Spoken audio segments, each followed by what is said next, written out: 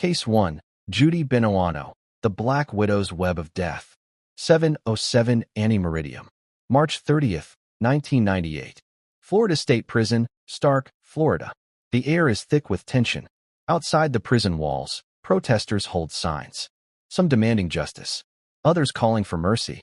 Inside, 54-year-old Judy Anna Lou Buenoano, known to the world as Judy, takes her final walk.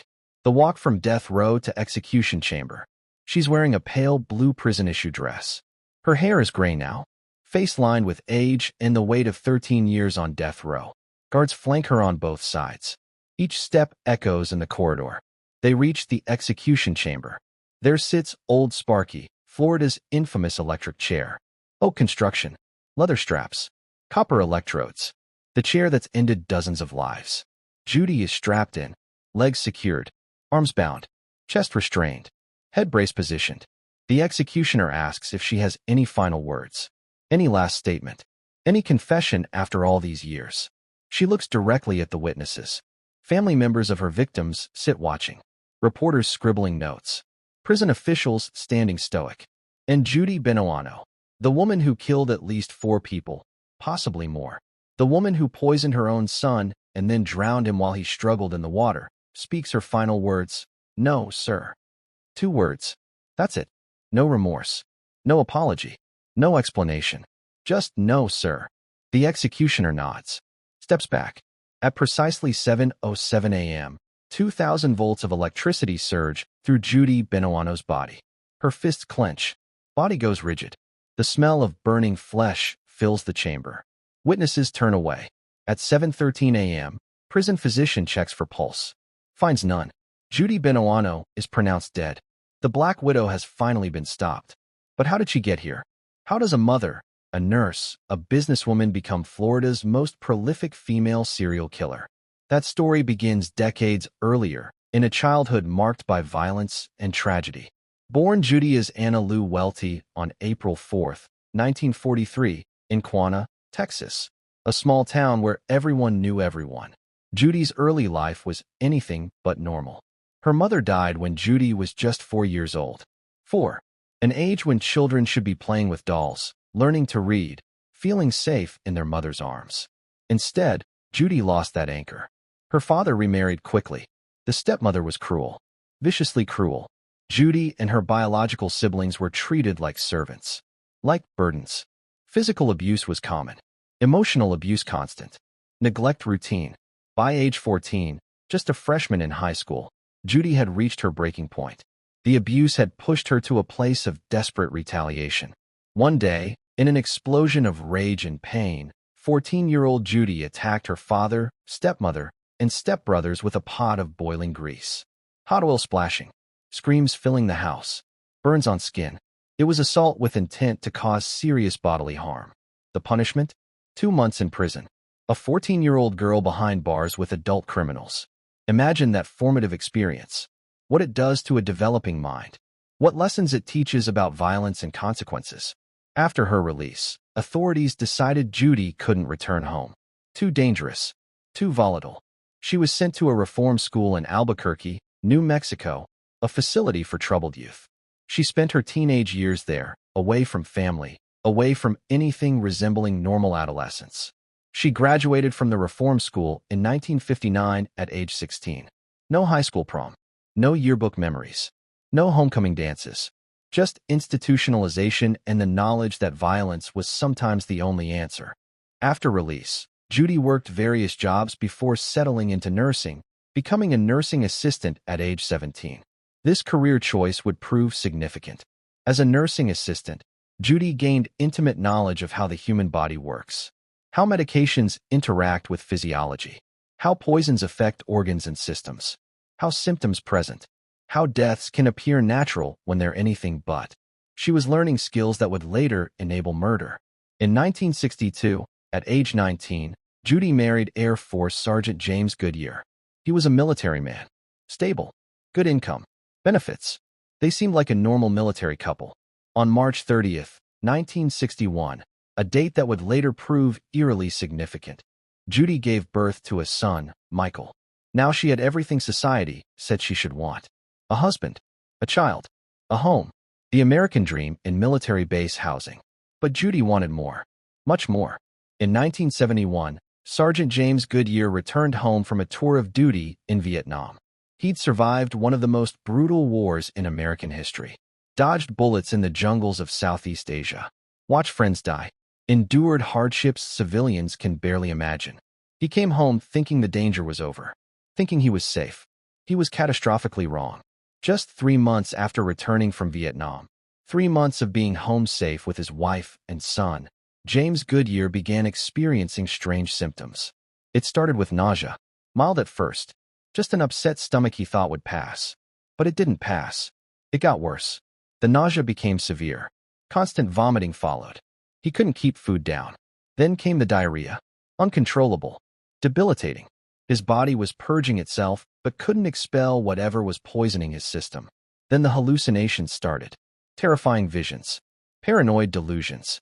James couldn't understand what was happening to him. He'd been fine. Now he was dying, and nobody knew why. On September 16, 1971, 37-year-old James Goodyear died at the United States Naval Hospital in Orlando, Florida. The doctors were puzzled. A healthy young man returning from Vietnam suddenly struck down by mysterious illness. They attributed it to natural causes. Perhaps something he'd contracted overseas. Perhaps a delayed reaction to wartime exposure. Perhaps just tragic bad luck. They signed the death certificate. James was buried with military honors. And Judy Buenoano collected approximately $85,000 from life insurance policies and veteran benefits. $85,000. Worth significantly more in 1971 than today. Judy was now a wealthy widow at just 28 years old. But she wasn't satisfied. She wanted more. Judy moved to Pensacola, Florida, and opened a beauty salon. She was building a legitimate business, serving customers, making money, playing the role of respectable businesswoman and grieving widow. In 1972, she met a new man, Bobby Joe Morris. He was charmed by Judy, fell for her hard. They began dating, became serious, eventually became business partners. Together, they moved to Trinidad, Colorado, where they operated multiple businesses. From the outside, they looked like a power couple. Successful entrepreneurs building a life together. Judy's son Michael was growing up. Everything seemed normal, stable, prosperous. Then on January 23, 1978, Bobby Joe Morris collapsed. Same symptoms that killed James Goodyear. Nausea, vomiting, diarrhea, hallucinations. Bobby Joe was only 37 years old, the exact same age James had been. The exact same symptoms. The exact same rapid decline. Bobby Joe Morris died in Trinidad, Colorado. Once again, doctors attributed it to natural causes. Tragic but unexplained. And once again, Judy Buenoano collected substantial life insurance benefits. 2 men dead. Both 37 years old. Both with identical symptom patterns. Both heavily insured. Both leaving Judy significantly wealthier. But still nobody connected the dots. The deaths occurred in different states, Florida and Colorado. Different doctors, different coroners, different insurance companies. No database existed to flag this pattern. Judy Buenoano was getting away with serial murder. But her darkest crime was still to come. Because her next victim wasn't a boyfriend or husband. It was her own son. Michael Buenoano was born on March 30, 1961. By 1979, he was a young man of 18, following his father's footsteps into military service. He enlisted in the United States Army. Proud to serve, ready to make something of himself. But shortly after enlisting, Michael began experiencing strange symptoms. His limbs felt weak. Muscle control deteriorating. Coordination failing. He dropped things unexpectedly. Stumble when walking. Military doctors ran tests. The diagnosis, heavy metal neuropathy. Poisoning from exposure to toxic metals causing nerve damage. But where was the exposure coming from? Michael wasn't working with industrial chemicals. Wasn't in a contaminated environment. The source remained mysterious. What military doctors didn't know, what they couldn't have known, was that Michael wasn't being poisoned by his military service. He was being poisoned by his own mother. Judy had been feeding Michael small, carefully measured doses of arsenic over an extended period. Not enough to kill him quickly, just enough to slowly, methodically destroy his nervous system, making him progressively weaker, more dependent, more vulnerable. Why? Because Judy had taken out multiple life insurance policies on her son's life. Policies that would pay out handsomely if he died. But she needed his death to look accidental, not like murder. So she poisoned him slowly, making him paralyzed, making him dependent on heavy metal leg braces weighing 15 pounds and arm prosthetics just to move around. On May 13, 1980, Judy told Michael she wanted to spend quality mother-son time together. A canoeing trip on the East River in Milton, Florida. Just the two of them and Michael's younger brother enjoying nature. It was a beautiful spring day. Water calm. Weather perfect. Michael agreed. He trusted his mother completely. Why wouldn't he? She was caring for him through his mysterious illness, helping him adapt to his disabilities, being supportive and loving. At least that's what he believed. They loaded into the canoe. Michael sat in the middle, wearing his 15-pound leg braces, the heavy metal prosthetics on his arms. No life jacket. Judy said they didn't need them on such a calm day. They paddled out into the river, got away from shore. Then, according to Judy's later account, the canoe suddenly capsized, tipped over without warning. All three occupants thrown into the water. Judy and Michael's younger brother were strong swimmers. They swam easily to shore, climbed out wet but safe. But Michael, weighted down by 15 pounds of metal leg braces, unable to use his arms effectively due to the prosthetics, already weakened by months of arsenic poisoning, sank like a stone. His body pulled down by the very medical equipment his mother's poisoning had made necessary. He struggled, tried to swim, tried to call for help, but the water filled his lungs. He drowned while his mother and brother watched from shore. Judy called authorities, reported the tragic accident. Poor Michael, she sobbed. His disabilities made it impossible for him to save himself. She tried to reach him, but couldn't. It was just a terrible, terrible accident. Investigators saw no reason to suspect otherwise. A disabled young man drowning because of his medical equipment seemed plausible. Tragic, but believable. Michael Buenoano was buried, and Judy collected over $100,000 from multiple insurance policies she'd secretly taken out on her son's life. Think about that for a moment. Judy Buenoano poisoned her own child over months or years, causing permanent disability, then drowned him in a river while he struggled helplessly, weighed down by the very equipment her poisoning had made necessary. All for insurance money, all while playing the role of grieving mother. The level of premeditation, coldness, and pure evil required to do this is almost incomprehensible. But Judy Buenoano's killing spree wasn't over. She'd gotten away with it 3 times. Why stop now? Enter John Gentry. Judy met him in 1983. He was a successful businessman. Good income. Respectable. Judy turned on the charm. They began dating. She talked about love and marriage and building a future together. John fell for her. Fell hard. This was the woman he'd spend his life with, he thought. He trusted her completely. What John didn't know was that Judy had taken out life insurance policies on him totaling $510,000. $510,000. An enormous sum in 1983. More than enough motive for murder. And Judy had her method ready. She started giving John vitamins.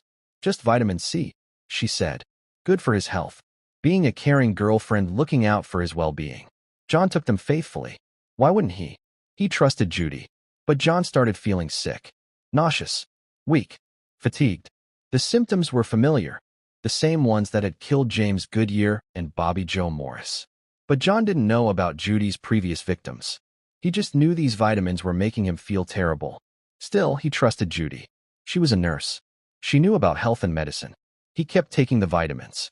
Then on June 25, 1983, John Gentry got into his car to drive to work. Normal morning. Typical routine. He put the key in the ignition. Turned it. The car exploded. A massive bomb placed under the hood, wired directly to the ignition system.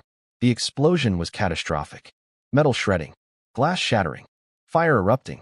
John Gentry should have died instantly. Should have been killed by the blast or burned alive in the wreckage. But by some miracle, he survived. Thrown from the vehicle by the blast. Suffering serious injuries, but alive. Conscious. Able to think. And as he lay there bleeding, waiting for ambulance, John Gentry's mind raced. The vitamins. The insurance policy Judy had convinced him to sign. The fact that Judy had been telling friends for months he was terminally ill when he was perfectly healthy. Pieces clicked together. This wasn't an accident. This was attempted murder. Judy had tried to kill him. From his hospital bed, John Gentry called the Pensacola Police Department, told them everything. The vitamins, the insurance, Judy's strange behavior. Detective Ted Chamberlain caught the case, started investigating, and what he found would blow the case wide open and reveal Judy Buenoano as one of Florida's most prolific serial killers. Chamberlain got search warrants for Judy's home and belongings. What he found was damning. Wire and tape in Judy's bedroom that exactly matched the components used in the car bomb. No innocent explanation for having bomb-making materials. Then there were those vitamins Judy had been giving John. Chamberlain sent them to the lab for testing. Results came back positive for paraformaldehyde and arsenic. Not vitamin C poison. Judy had been slowly poisoning John, just like she'd poisoned Michael, James, and Bobby Joe. But Chamberlain didn't stop there. He started looking into Judy's background. Her previous relationships, her dead husband, her dead boyfriend, her dead son, 3 deaths, 3 insurance payouts, 3 similar symptom patterns. This was beyond coincidence. This was a pattern. Chamberlain made a bold decision. He would exhume the bodies. Getting court orders to exhume bodies buried for years is extremely difficult. Families object. Lawyers fight. But Chamberlain persisted. Finally got the orders. One by one, the graves were opened. James Goodyear, buried since 1971, 12 years in the ground. Bobby Joe Morris, buried since 1978, 5 years dead. Michael Buenoano, buried since 1980, 3 years in the ground. Here's where arsenic's unique properties became crucial. Unlike most poisons that decompose or disperse after death, arsenic preserves tissue, acts almost like an embalming agent. When forensic pathologists examined the exhumed remains, they found something shocking. All 3 bodies contained lethal levels of arsenic. James Goodyear's body was so well preserved by the arsenic that forensic analysis was straightforward despite 12 years of burial. The evidence was undeniable. These weren't natural deaths. These were murders. Systematic poisonings carried out over years by someone who knew exactly what she was doing. Detective Chamberlain now had physical evidence, but he needed more for trial. He needed witnesses. He found them. Neighbor Constance Lang came forward with stunning testimony. She told investigators that Judy had once discussed, in casual conversation over coffee, how someone could kill another person by adding arsenic to food. Described methods, dosages, how to make it look natural. Constance had thought Judy was just making dark jokes. Now she realized Judy had been describing her actual murders. Then came Mary Beverly Owens, another acquaintance. She testified that Judy had actually admitted to killing James Goodyear. Not in detail, but in a moment of what seemed like drunken confession. Mary hadn't believed it at the time. Thought Judy was just talking crazy. Now she realized she'd heard a genuine confession to murder. On November 1st, 1985, Judy Buenoano went on trial for the first-degree murder of James Goodyear. The prosecutor was a brilliant young attorney named Belvin Perry Jr., who would later become famous as the chief judge presiding over the Casey Anthony trial. Perry was methodical, passionate. He laid out the evidence piece by piece. The exhumed body containing arsenic, the pattern of similar deaths, the insurance money, the poison vitamins given to John Gentry, the bomb components found in Judy's home, testimony from witnesses about Judy's suspicious statements. In his closing arguments, Perry delivered devastating words. James Goodyear slowly, painfully left this earth, while his so-called loving wife slowly watched him suffer. She watched him vomit, watched him hallucinate, watched him waste away, and she did nothing to help him because she was the one killing him. This wasn't mercy. This wasn't passion.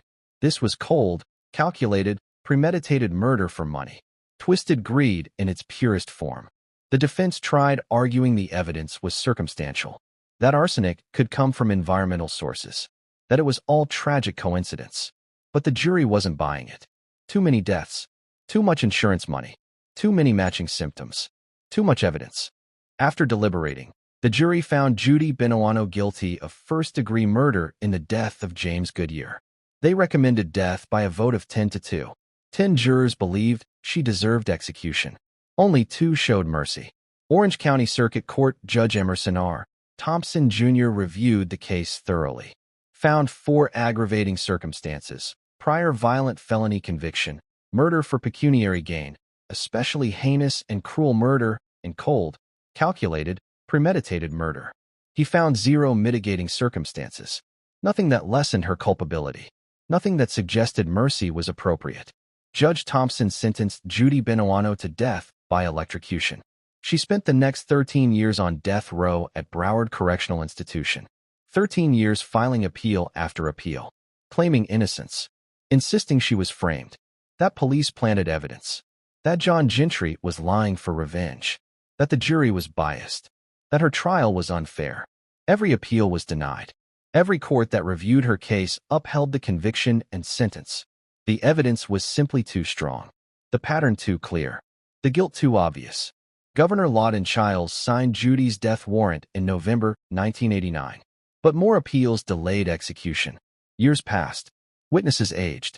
Family members waited for justice. Finally, in 1998, all legal options were exhausted. The state of Florida set her execution date, March 30th, the 37th anniversary of her son Michael's birth, and the 18th anniversary of the day she drowned him. Some saw divine justice in that date selection. On her final day, Judy requested a last meal of steamed broccoli, fresh asparagus, strawberries, and hot tea. A modest final meal. She met with her daughter and grandchildren one last time. They knew what she'd done, but loved her anyway. Family bonds are complicated. She was asked if she wanted to make a final statement. Any words of remorse or explanation or apology? No, sir, she said. That's all. 2 words. No confession. No apology. No acknowledgement of the suffering she'd caused. Just no, sir. At precisely 7:07 anti-meridium on March 30th, 1998, 2,000 volts of electricity surged through Judy Buenoano's body. At 7:13 a.m., she was pronounced dead. She became the first woman executed in Florida since 1848, 150 years. Her crimes had been so heinous that the state broke a century-and-a-half precedent. Judy Buenoano killed at least 4 people: James Goodyear, Bobby Joe Morris, Michael Buenoano, and attempted to kill John Gentry. She may have killed others. There were suspicious deaths in her past that were never fully investigated. She collected approximately $240,000 in insurance fraud.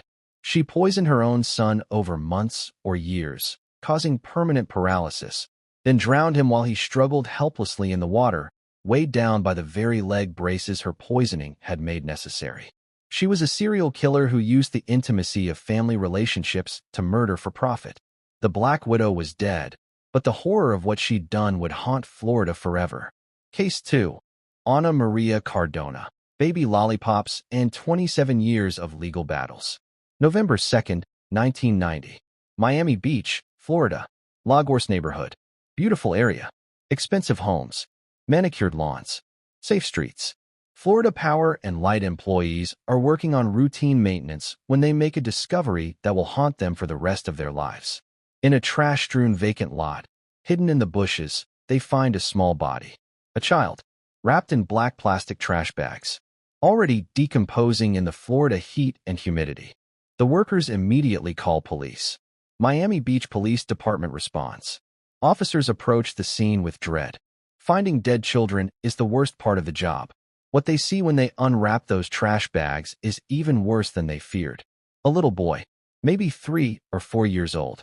But he looks younger, much younger, because he's emaciated, skeletal, ribs protruding grotesquely, pelvis bones visible through paper-thin skin.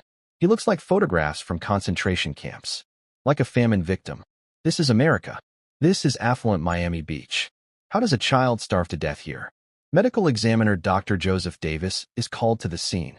Davis is a legend in forensic pathology, has performed thousands of autopsies over his career, seen every kind of death imaginable: murders, suicides, accidents, natural deaths. Nothing surprises him anymore. Or so he thought. When Dr. Davis examines the child's body, he's visibly shaken. Later, he'll tell reporters and testify in court that this is the worst case of child abuse I have ever seen in my entire career. Coming from a man with decades of experience, that statement carries tremendous weight. The child weighs only 18 pounds. 18. The average 3-year-old weighs between 28 and 32 pounds. This child weighs barely more than half that. His body shows signs of prolonged, systematic abuse and neglect. Injuries that occurred over months, maybe more than a year. This wasn't a sudden act of violence. This was prolonged torture. But here's the first problem. Nobody knows who he is. No missing child reports match his description. No parents have called police reporting a missing toddler. Nobody's looking for this child. He's been discarded like garbage and nobody even cares he's gone. Detectives canvass the neighborhood, show photos to residents. Does anyone recognize this child? Has anyone seen a little boy matching this description? Nothing. Nobody knows him. The case starts getting media attention. Newspapers run stories. Television news covers it. The child becomes known by a heartbreaking nickname, Baby Lollipops. The name comes from lollipops found near his body in the trash. Some reporter coins the term, and it sticks.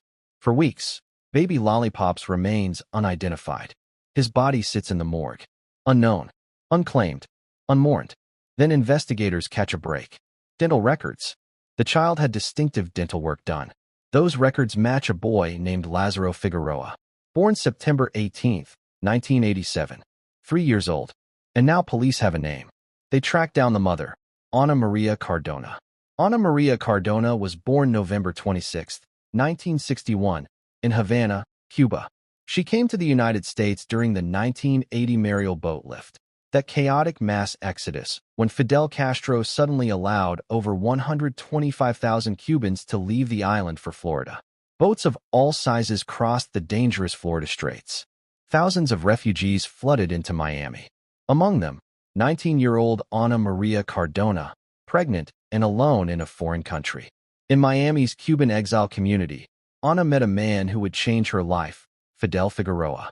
Not the dictator. This was a drug dealer.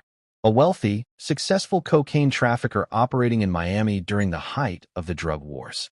Fidel provided Ana with a lifestyle she'd never imagined in Cuba. Luxury penthouses with ocean views. Maids to clean and cook. Expensive cars. Mercedes, BMWs, Cadillacs. Designer clothes. Money everywhere. Champagne and caviar. The high life. On September 18, 1987, Ana gave birth to a son, Lázaro Figueroa, named after his father. A beautiful, healthy baby boy. For 2 perfect days, Ana had everything. Wealth, a beautiful baby, a man who loved her. Then on September 20th, just 48 hours after Lázaro's birth, Fidel Figueroa was murdered in a drug-related shooting. Killed by rivals or during a deal gone bad. The details don't matter. What matters is he was gone. And with him went all that money and luxury. Fidel had left Ana an inheritance, $100,000 in cash. For a 25-year-old woman with no education, no job skills, no family support, and a newborn baby, $100,000 should have been a godsend. Invested wisely. Even just putting it in a savings account earning interest, it could have supported her and Lázaro for years. Could have paid for an education, job training, childcare while she worked, a modest apartment, a car, everything needed for a fresh start. Ana Maria Cardona burned through that $100,000 in 10 months. 10 months. Cocaine, heroin, alcohol, wild parties, expensive clothes and jewelry, gambling, living like she was still with Fidel, like the money would never run out. But it did run out. By the summer of 1988, Ana was broke, destitute, homeless, with a baby to care for. She moved in with a woman named Olivia Gonzalez Mendoza, another addict, another person spiraling down into substance abuse and poverty. The 2 women enabled each other's addictions, fed each other's worst impulses, and little Lázaro paid the price for his mother's choices. What happened to Lázaro Figueroa over the next 18 months is almost too horrific to describe in detail. But it must be described because only by understanding the full extent of this child's suffering can we comprehend the evil perpetrated against him. Only by speaking his story can we honor his memory and ensure this never happens again. Lázaro was systematically starved, denied food for days at a time. By age 3, he weighed only 18 pounds, half his normal body weight. His body consumed its own muscle tissue trying to survive. Ribs pushed out like xylophone keys. Pelvis bones sharp under skin. Arms and legs like sticks. He looked like photos of Holocaust victims. Of famine victims in war-torn countries. But this was Miami Beach, Florida, one of the wealthiest areas in America. He was beaten repeatedly, violently. His front 2 teeth were knocked completely out. Not lost naturally, knocked out by blunt force trauma to the face.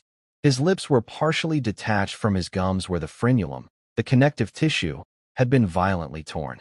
His left arm was permanently fixed at a 90-degree angle from a fracture that had healed without any medical treatment. The bone broke, started healing in the wrong position, and nobody took him to a doctor. Nobody set the bone. Nobody cared.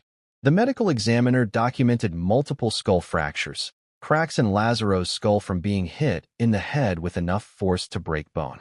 Subdural hematoma, bleeding between the brain and skull. Subarachnoid hematoma, bleeding in the space around the brain. These injuries would have caused excruciating headaches, possibly seizures, definitely severe pain. And Lazaro got no medical care. No pain medication. No treatment. Just more abuse. He had cigarette burns on his face. Someone had deliberately put out lit cigarettes on a toddler's cheeks. Burned his skin for fun or punishment or just pure cruelty. He had bed sores, pressure ulcers that develop when someone lies in one position for hours or days without being moved. Bed sores are common in bedridden elderly patients or paralyzed people who can't move themselves. Seeing them on a 3-year-old means he was tied down or confined for extended periods. Lying in his own urine and feces. Developing infected sores that nobody treated. When his body was found, he was wearing a soiled diaper that had been wrapped with brown packing tape. The tape held the filthy diaper in place. Had been there so long it had caused skin breakdown and infection. Lazaro had been living in his own waste, developing infections and sores, and nobody changed his diaper or cleaned him.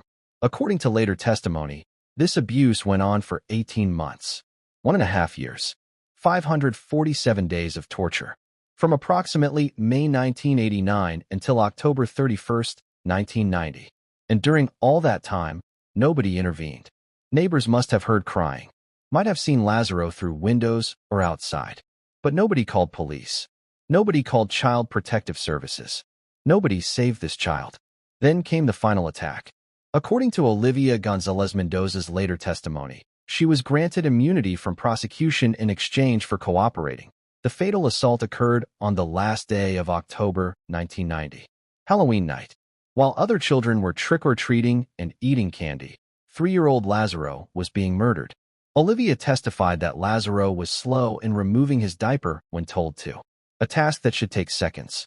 But Lazaro was weak, malnourished, possibly confused from head injuries. He couldn't move quickly. Ana Maria Cardona became enraged, absolutely furious over a toddler being slow to remove his diaper. She grabbed a baseball bat, aluminum or wooden, a weapon designed to hit baseballs now being used to beat a child. She began striking Lazaro. Hit him once, twice, over and over. She beat him with such force, such violence, that according to Olivia's testimony, a hole was opened up in his head. The baseball bat fractured Lazaro's skull, opened a wound in his head, blood everywhere, brain tissue possibly visible. A fatal injury. Did Ana rush him to a hospital? Call 911. Try to save her dying son? No. She treated the massive, fatal skull fracture with mercury, toxic liquid metal used in thermometers, and covered it with a plastic bandage. Like putting a Band-Aid on a gunshot wound. Then she just waited. Waited for Lazaro to die. Watched him suffer through his final hours. 3 years old, skull fractured, brain bleeding, probably in and out of consciousness, certainly in excruciating pain. And his mother did nothing but wait for death. 2 days later, November 2nd, 1990, those Florida Power and Light workers found Lazaro's body in the bushes, wrapped in trash bags, discarded, thrown away like he was garbage. Baby Lollipops, a little boy who deserved love and protection and care, murdered by his own mother and dumped in the trash. When police identified Lazaro and tracked down Ana Maria Cardona, she showed no concern about her son's whereabouts. Didn't ask if he was okay. Didn't seem worried he'd been missing. Just completely unconcerned. Because she knew exactly where he was. She'd put him there herself. Ana Maria Cardona and Olivia Gonzalez Mendoza were both arrested. Both charged with murder. But prosecutors made a controversial decision that haunts this case to this day. They gave Olivia complete immunity from prosecution in exchange for her testimony against Ana. Complete immunity. Despite Olivia admitting she was present during the abuse.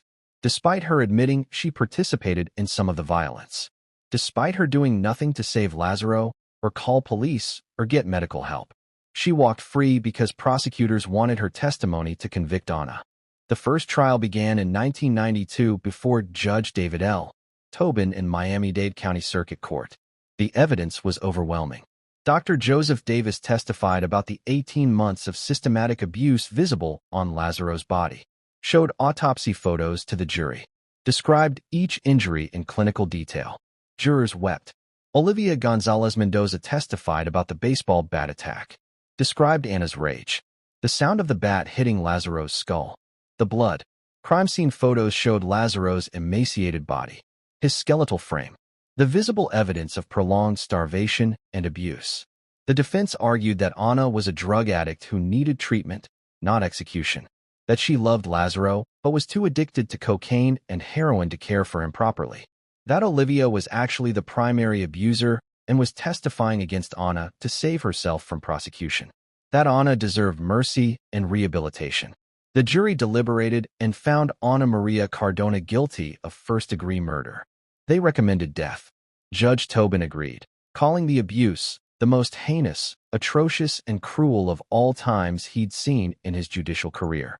Ana Maria Cardona became the first woman in Florida history to be sentenced to death for killing her own child. Historic verdict. Justice for baby Lollipops. Or so it seemed.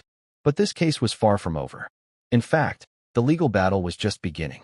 What followed was one of the longest, most complex appellate sagas in Florida legal history. A case that would go to trial 3 times. That would see 2 death sentences imposed and overturned. That would drag on for 27 years before final resolution. In 2002, 10 years after her conviction, the Florida Supreme Court dropped a bombshell. They overturned Ana Maria Cardona's murder conviction in a scathing decision. The reason? A Brady violation. Named after the Supreme Court case Brady v. Maryland, this is when prosecutors fail to disclose exculpatory evidence to the defense. Evidence that might help prove innocence or reduce culpability. What had prosecutors hidden? Statements from Olivia Gonzalez-Mendoza where she admitted to being the one who hit Lazaro with the baseball bat. In some versions of her story to police, Olivia said she struck the fatal blow, not Anna. This was crucial exculpatory evidence. It didn't prove Anna was innocent. She was still responsible for 18 months of torture and abuse. But it created doubt about who struck the killing blow. And prosecutors had a constitutional obligation to share that doubt with the defense. By hiding it, they violated Anna's right to a fair trial. The conviction was thrown out. The death sentence vacated. Ana Maria Cardona walked out of death row and back into the general prison population. The state had to decide, try her again or let her go. They decided to prosecute again. Baby Lollipops deserved justice. The second trial began in 2010, 20 years after Lazaro's murder. Many witnesses testified again. Dr. Davis, now quite elderly, took the stand once more. Described again the worst child abuse case of his career. Same photos shocked a new generation of jurors. Same evidence of starvation and torture. Same baseball bat testimony from Olivia. On February 1, 2011, the jury found Ana Maria Cardona guilty of first-degree murder for the second time. Judge Riamberto Diaz sentenced her to death again, making a powerful statement from the bench. Ana Maria Cardona, you have forfeited your right to live among us. You will be taken from this courtroom to a place of confinement where you will be kept until such time as you are put to death by lethal injection. May God have mercy on your soul, because this court has none. Lazaro Figueroa was tortured to death over 18 months while you watched and participated. You deserve the ultimate punishment our state allows. Justice achieved, or so it seemed. But no. In February 2016, 6 years later, the Florida Supreme Court overturned the conviction again. Second time. Different reason this time. Prosecutorial misconduct. The court found that prosecutors had made numerous improper closing arguments that inflamed the minds and passions of the jurors in violation of Florida rules of criminal procedure. Specifically, prosecutors had argued facts not in evidence, made emotional appeals designed to enrage rather than inform, characterized Anna in ways that went beyond what the evidence supported. While the court acknowledged the evidence of Anna's guilt was extremely strong, they ruled the trial had been fundamentally unfair because prosecutors had crossed ethical lines in their zeal for conviction. Second conviction thrown out. Second death sentence vacated. By now it was 26 years after baby Lollipop's murder. Witnesses were aging or dying. Evidence was nearly 3 decades old. The case seemed cursed. But prosecutors weren't giving up. They would try Ana Maria Cardona for a third time. The third and final trial began in December 2017 before Judge Miguel de la O, 27 years after Lazaro's death. Some jurors at this trial hadn't even been born when Lazaro was murdered. But the evidence remained powerful. The photos as horrifying as ever. The testimony as damning as before. This time, the prosecution presented essentially the same case, but with more careful adherence to procedural rules. Medical evidence. Autopsy photos. Olivia's testimony. Crime scene documentation. Police investigation details. All presented methodically and properly. The defense repeated arguments from previous trials. Olivia was the real killer. Ana was being scapegoated. She was an addict needing help, not condemnation. But after 2 successful appeals based on procedural errors, the defense had a harder time arguing Ana was innocent. The evidence was simply too strong. The jury deliberated less than 4 hours. Guilty of first-degree murder. Guilty of aggravated child abuse. Now came the strategic decision. Prosecutors had sought death twice and gotten death twice, only to have both sentences overturned on appeal. Would they try for death a third time? Risk another appellate reversal that might drag this out another decade? They decided no. This time, they accepted a sentence of life in prison without possibility of parole plus 15 consecutive years for aggravated child abuse. No death penalty, but Ana would never leave prison. Would die behind bars. Final justice for baby Lollipops. On December 13, 2017, 27 years and 41 days after Lazaro's murder, Judge de la O imposed the sentence. His statement encapsulated the horror everyone felt. There are wild beasts in nature that show more empathy and compassion for their offspring than you showed Lazaro. Even animals protect their young. Even animals feed their babies. Even animals seek help when their offspring are injured. You are worse than a wild beast. Your actions were monstrous beyond description. You allowed your own son, your own flesh and blood, to be systematically tortured for 18 months. You struck him with a baseball bat with such force that you fractured his skull and opened a hole in his head. And then you threw his body in the bushes like he was garbage to be discarded. You are a monster, and you will die in prison where you belong. Ana Maria Cardona showed no emotion hearing these words. No tears, no remorse, no reaction. She was 56 years old and would spend every remaining day of her life in prison.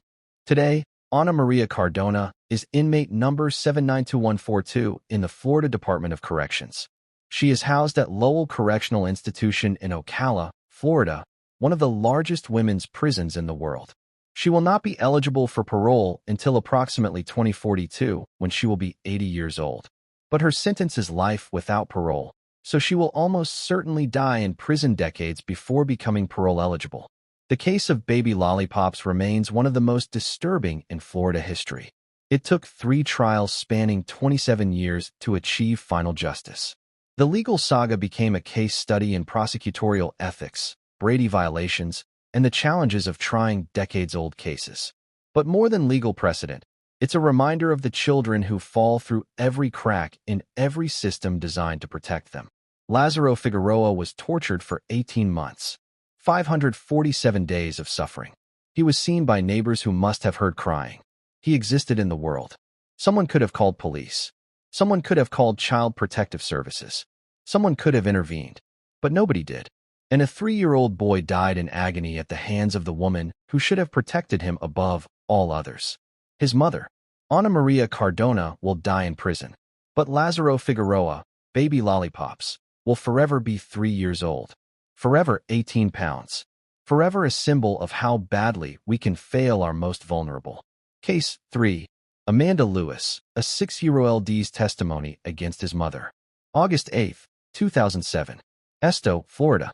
If you blink driving through, you'll miss it entirely. Population 396 people.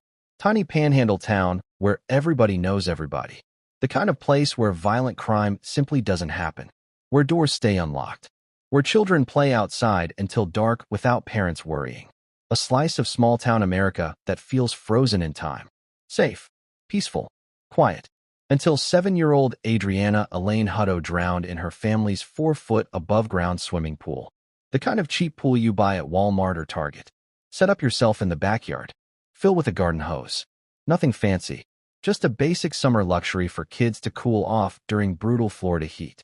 At first, everyone assumed tragic accident. A mother stepping inside for just a moment. A child who couldn't swim well enough. A terrible but unfortunately common summertime tragedy. Every summer in Florida, children drown in backyard pools. It's heartbreaking, but it happens. Usually it's nobody's fault. Just terrible luck. Terrible timing.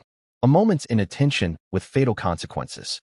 But then Adriana's 6-year-old half-brother told his grandparents something that would transform this case from accident to murder investigation. 3 words that would change everything. 3 words that would send his own mother to prison for life. 3 words spoken by a traumatized child that would spark national debate about the reliability of child witnesses and whether a 6-year-old's testimony should be enough to convict someone of murder. Mama dunked her. Those 3 words launched one of the most controversial murder prosecutions in Florida history. A case that would be broadcast live on court TV. That would be featured on ABC 20/20, Investigation Discovery, and British television. A case that would generate passionate arguments on both sides. Was Amanda Lewis a frustrated mother who snapped and murdered her daughter? Or was she an innocent woman convicted based on the unreliable testimony of a traumatized 6-year-old child whose memory had been contaminated by suggestive questioning? Nearly 2 decades later, that question remains fiercely debated. Amanda E. Lewis was 27 years old in 2007. Single mother working night shifts as a nursing assistant to support her 2 children. She lived in Esto because housing was affordable and she had some family support nearby. Money was always tight. Working night shifts meant irregular sleep, constant exhaustion, the struggle of trying to be present for your children during the day after working all night. Many single mothers know this grind intimately. It's brutal. Amanda had 2 children from different fathers. Her 6-year-old son, who we'll call AJ to protect his identity, and her 7-year-old daughter, Adriana. The fathers weren't involved. No child support. No shared custody. No help. Amanda was doing it all alone. Working full-time in a physically and emotionally demanding job. Paying bills. Cooking meals. Doing laundry. Helping with homework. Being mom and dad both. The kind of exhausting existence that grinds people down over time. By all accounts from coworkers, friends, and neighbors, Amanda loved her children. She talked about them constantly at work, brought them to workplace events when she could, posted about them on social media before that was universal. Seemed like a devoted, if overwhelmed mother. But there were tensions. Adriana was 7, that age when children start pushing boundaries hard, testing limits, talking back, asserting independence, normal childhood development that can drive exhausted single parents to their breaking point. Amanda's co-workers would later testify that she'd expressed frustration with Adriana's behavior, complained about defiance, mentioned wanting peace and quiet. One co-worker would testify to something particularly damning. Amanda had said she wanted to kill Adriana after the child wrote the word loser in permanent marker on Amanda's car. But was that genuine murderous intent? Or just hyperbolic venting that every frustrated parent engages in? How many exhausted parents have said, "I could kill my kids right now," without meaning it literally? Context matters. But in a murder trial, that context gets lost. Those words become evidence of intent. August 8, 2007 was a typically hot summer day in the Florida Panhandle. Temperature in the 90s. Humidity oppressive. The kind of day where the only relief is air conditioning or water. Amanda had that 4-foot above-ground pool in her yard. Nothing fancy, but it was wet and cool and the kids loved it. According to Amanda's account to police, the account she gave immediately and stuck to consistently, she was inside the house doing chores. Laundry or dishes or cleaning. The normal domestic tasks that never end when you have children. Adriana was outside playing in or near the pool. Amanda said she went to check on Adriana and found her daughter face down in the water. Not moving. Not breathing. Amanda's 911 call came in at approximately 4:05 in the afternoon. The recording captures what sounds like genuine maternal panic. Voice shaking. Words tumbling out. "My daughter fell in the pool. She's not breathing. Please send help. Please hurry." You can hear the fear. The desperation. It sounds real. But prosecutors would later argue Amanda was a skilled actress playing a role. Emergency responders arrived quickly. Small town. Short response times. They found Amanda performing CPR on Adriana. Compressions. Rescue breaths. Trying desperately to revive her daughter. Paramedics took over. Loaded Adriana into the ambulance. Rushed her to Bay Medical Center in Panama City, about 45 minutes away. The closest hospital with advanced pediatric capabilities. Doctors worked frantically to save 7-year-old Adriana Hutto. Tried everything, but she'd been without oxygen too long. Brain damage was catastrophic. At 5:05 post-meridium, exactly 1 hour after Amanda's 911 call, 7-year-old Adriana Elaine Hutto was pronounced dead. Cause of death, drowning. A summer afternoon turned into every parent's worst nightmare. And for Amanda Lewis, the nightmare was just beginning. Initially, investigators treated this as a tragic accident. No signs of foul play. No evidence of struggle. No witnesses reporting anything suspicious. Just a mother stepping inside while her daughter played in the pool. A moment's inattention. A child who couldn't swim well enough. Terrible, but explainable. Amanda was devastated. Grief-stricken. In shock. Her daughter was dead. That evening, Amanda's parents, Adriana's grandparents, took custody of 6-year-old AJ. The poor child had just lost his sister. Needed stability and care while his mother processed her grief. The grandparents brought AJ to their home. Later that evening, they were talking about what happened, trying to make sense of the tragedy. How could Adriana have drowned? She'd been in that pool dozens of times. What went wrong? And that's when 6-year-old AJ said it. Mama dunked her. The grandparents stopped cold, asked him what he meant. What had he seen? AJ told them that his mother had held Adriana in the pool, that she had pushed Adriana's face underwater, that she did it because Adriana done some stuff she ain't suppose.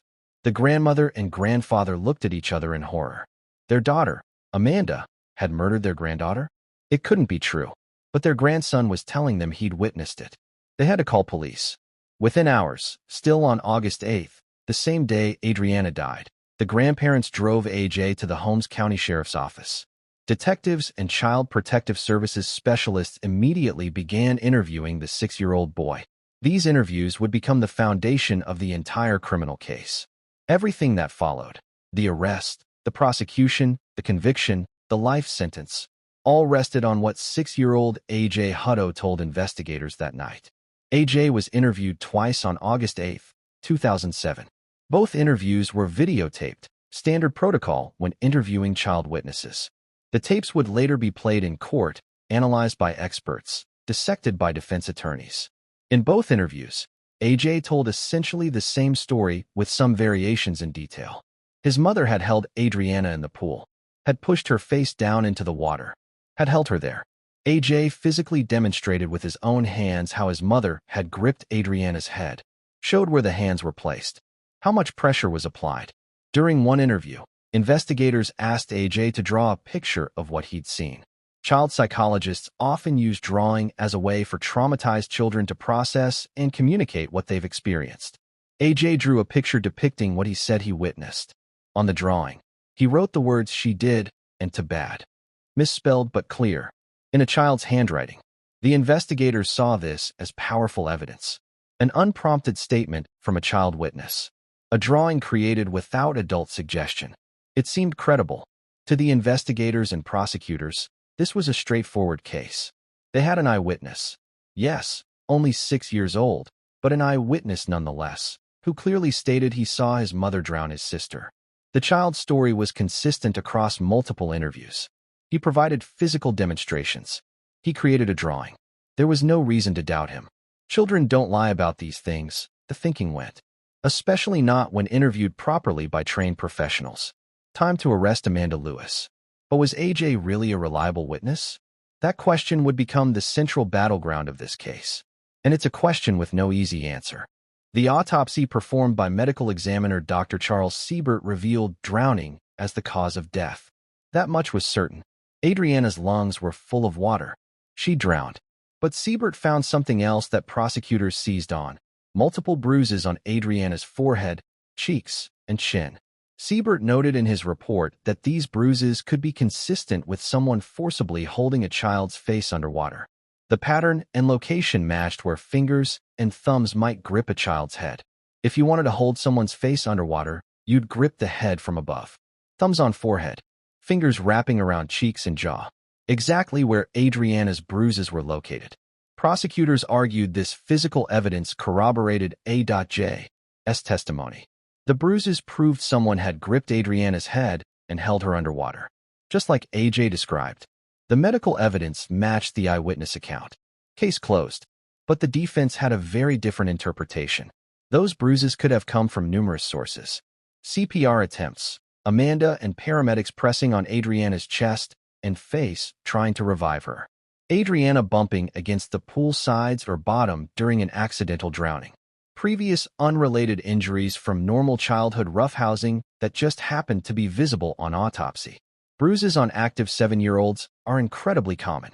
Kids fall, bump into things, play rough, get minor bruises that heal quickly. Finding bruises on a child's body doesn't automatically mean abuse or murder. The defense would bring in their own medical experts who testified the bruises were not definitive evidence of anything. Could have innocent explanations. Couldn't prove forcible drowning. But combined with A.J.'s testimony, the bruises took on sinister meaning in prosecutors' narrative. Amanda Lewis was arrested and charged with first-degree murder and aggravated child abuse. The charges allege she had intentionally drowned her 7-year-old daughter by forcibly holding her underwater until she died. Premeditated murder. Maximum charges possible. The small town of Esto was shocked. This didn't happen here.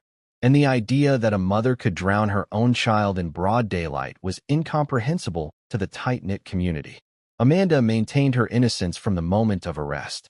She insisted Adriana's death was a tragic accident, that she would never harm her daughter, that A.J. was mistaken or confused or had been coached by his grandparents, that this was all a terrible misunderstanding. She agreed to take a polygraph examination, lie detector test. The results reportedly showed she was telling the truth. But polygraph results aren't admissible in Florida courts. The scientific community considers them unreliable. So while Amanda could tell people she passed a polygraph, it wouldn't help her in court. Prosecutors offered Amanda a plea deal. A way out. Plead guilty to manslaughter instead of murder. Accept a sentence of 10 years in prison. She'd be out in her late 30s. Still young enough to rebuild her life. Have more children if she wanted. Start over. All she had to do was admit she killed Adriana and accept responsibility. Amanda refused. Absolutely refused. She insisted she was innocent. Demanded her right to trial. She would take her chances with a jury rather than admit to something she said she didn't do. It was a gamble. If convicted of first-degree murder, she'd face life without parole. But Amanda believed in her innocence and believed a jury would see the truth. The trial began in February 2008 in Holmes County Circuit Court before Judge Allen Register. The trial lasted 4 days, unusually short for a murder case. But the evidence was relatively straightforward. Not a lot of complex forensics. No elaborate crime scene analysis. The case came down to one question. Do you believe a 6-year-old witness? Before A.J. could testify, Judge Register had to conduct a competency hearing. Florida law requires that child witnesses be deemed competent before they can testify. Competency means the child understands the difference between truth and lies, can remember and accurately recount events, can withstand the pressure and stress of courtroom testimony, can communicate effectively to judge and jury. It's not automatic that children can testify. The judge must make a finding. Judge Register interviewed A.J. privately, asked him questions designed to assess understanding. Does he know what truth means? What a lie is? Why it's important to tell the truth? Can he remember what happened that day? Judge Register ruled that 6-year-old A.J. was competent to testify as a witness. The most critical ruling of the entire trial. If A.J. couldn't testify, the prosecution had essentially no case. With his testimony, they had a fighting chance at conviction. The courtroom was packed when A.J. took the witness stand. Media everywhere. Court TV cameras broadcasting live. Reporters from major news networks. True crime enthusiasts.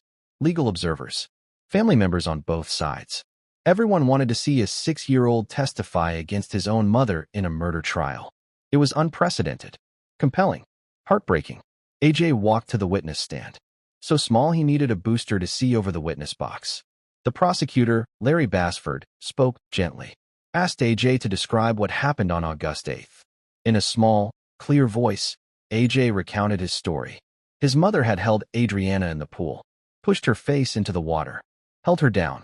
He pointed to demonstrate, used a doll to show positioning, never wavered in his account. The defense attorney cross-examined, trying to show inconsistencies, trying to suggest AJ had been coached, that his story had changed during repeated questioning, that he was confused or mistaken. But AJ stuck to his story. Yes, he'd talked to lots of people, grandparents, police, social workers. Yes, they'd asked him questions. But he kept saying the same thing. Mama dunked Adriana. Beyond A.J.'s testimony, prosecutors presented the motive evidence. Those statements from Amanda's co-workers about her frustration with Adriana. The "I want to kill her" comment after the permanent marker incident.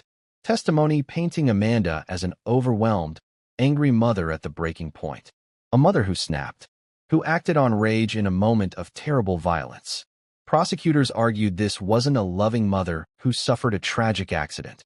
This was a frustrated single mother who lost control and murdered her child, then staged the scene to look like an accident, called 911 pretending to be distraught, performed fake CPR for the paramedics, all an act to cover up murder.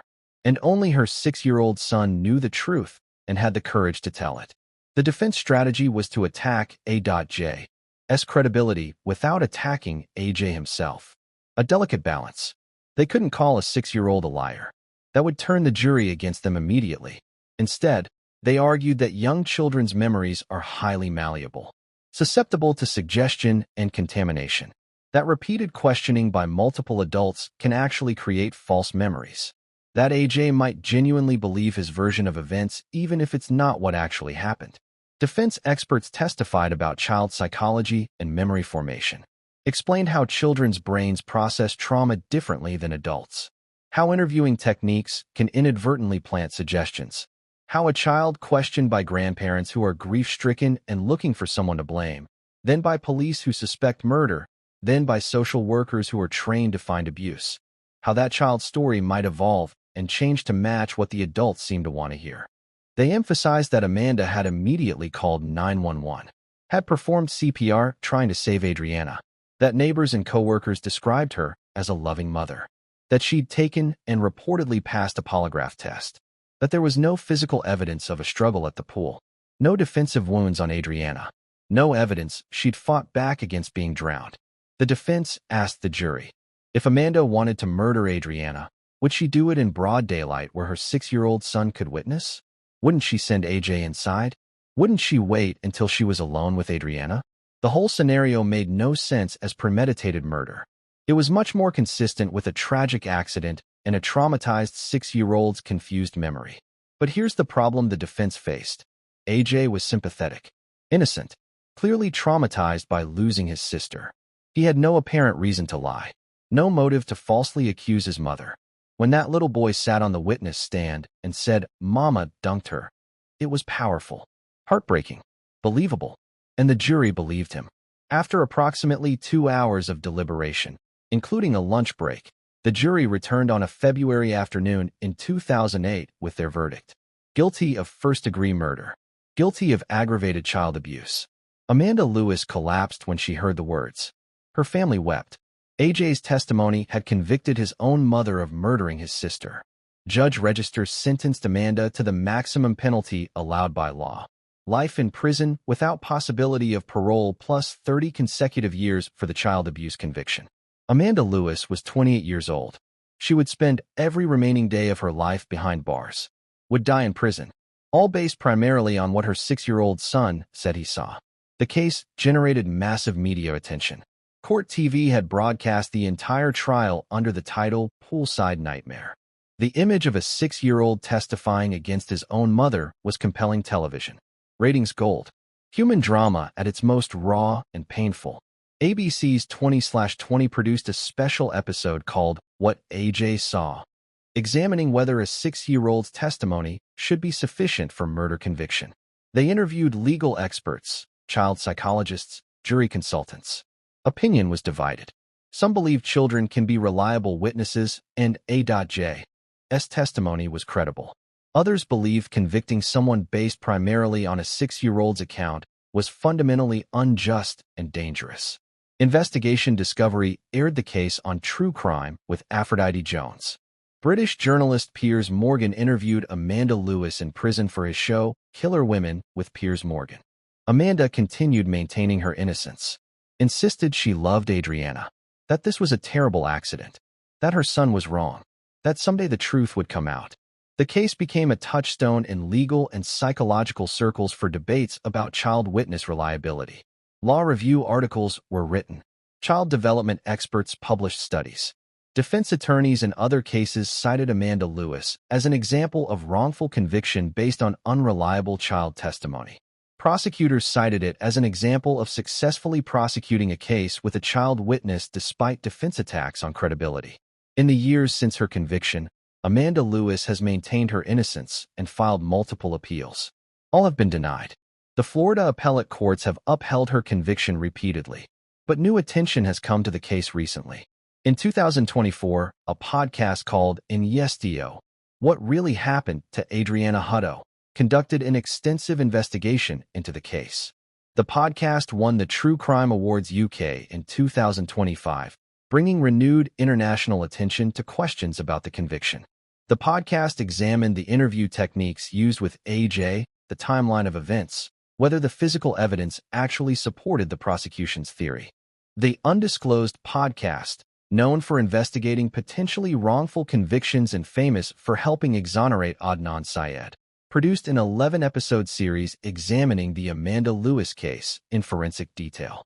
They raised serious questions about memory contamination, suggestive questioning techniques, and whether the bruises on Adriana's body could have innocent explanations. They interviewed new experts who cast doubt on the prosecution's theory.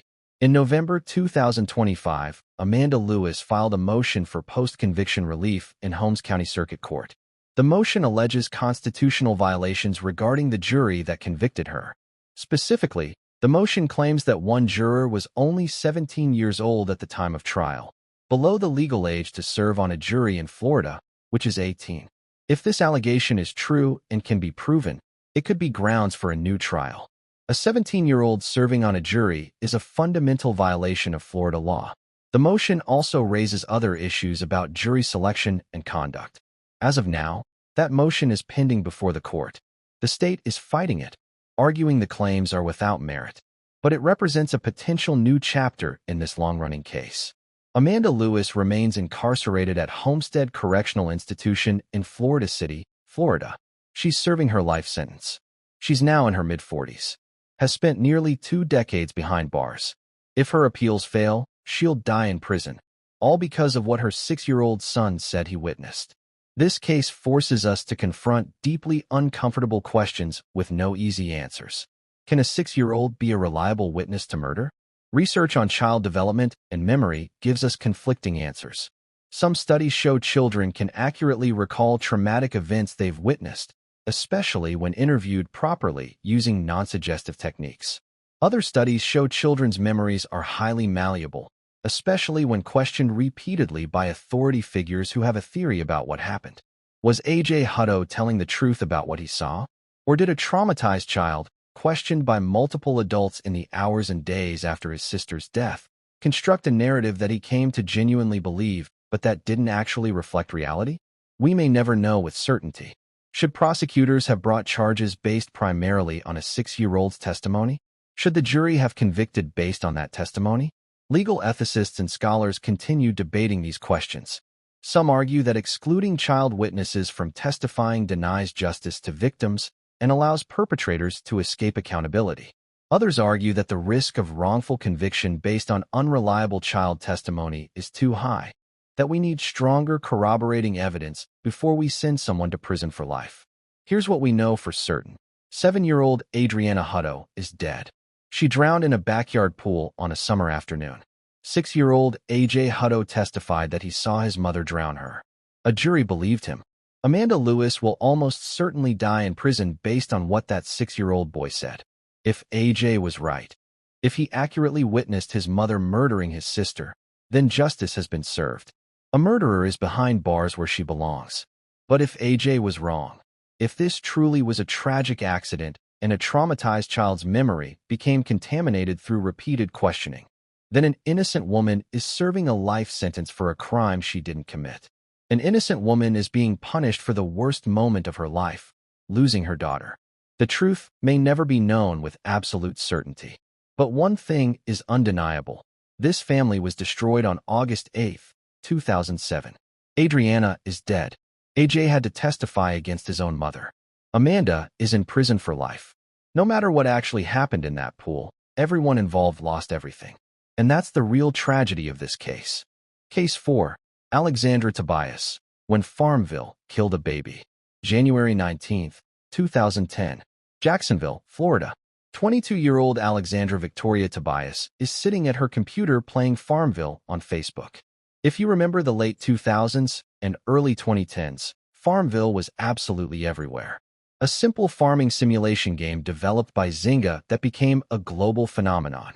Players planted virtual crops, raised virtual animals, built virtual farms, clicked repeatedly to harvest crops before they withered, set timers to check on their farms multiple times daily, pestered friends with requests for farm supplies. It was addictive by design. Game developers call it compulsion loop design, psychological tricks that make players feel compelled to keep playing. Fear of missing out on limited-time items. Social pressure from seeing friends' farms. Variable reward schedules like slot machines. Investment escalation where you've put so much time and you can't quit now. At its peak, FarmVille had over 83 million monthly active users. Millions of people worldwide spending hours every day tending imaginary crops. For most players, it was harmless entertainment. A time waster during work breaks. Something to do while watching television. A casual hobby. But for some players, FarmVille became an obsession that crowded out real-world responsibilities. And for Alexandra Tobias, that obsession would turn deadly. Alexandra was young, just 22, when she had her son Dylan Lee Edmondson. She was likely unprepared for the brutal realities of caring for an infant. Any parent can tell you that newborns cry. A lot. It's their only form of communication. They cry when hungry, when tired, when they need a diaper change, when they're uncomfortable, when they're overstimulated, when they're bored, sometimes for absolutely no discernible reason whatsoever. It's exhausting.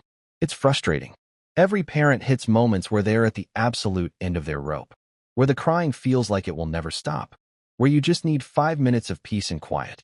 Most parents handle this by taking a deep breath, walking away for a moment to collect themselves, calling someone for help, putting the baby safely in a crib and stepping outside, finding healthy coping mechanisms. They push through because they understand that shaking a baby can cause catastrophic injury or death.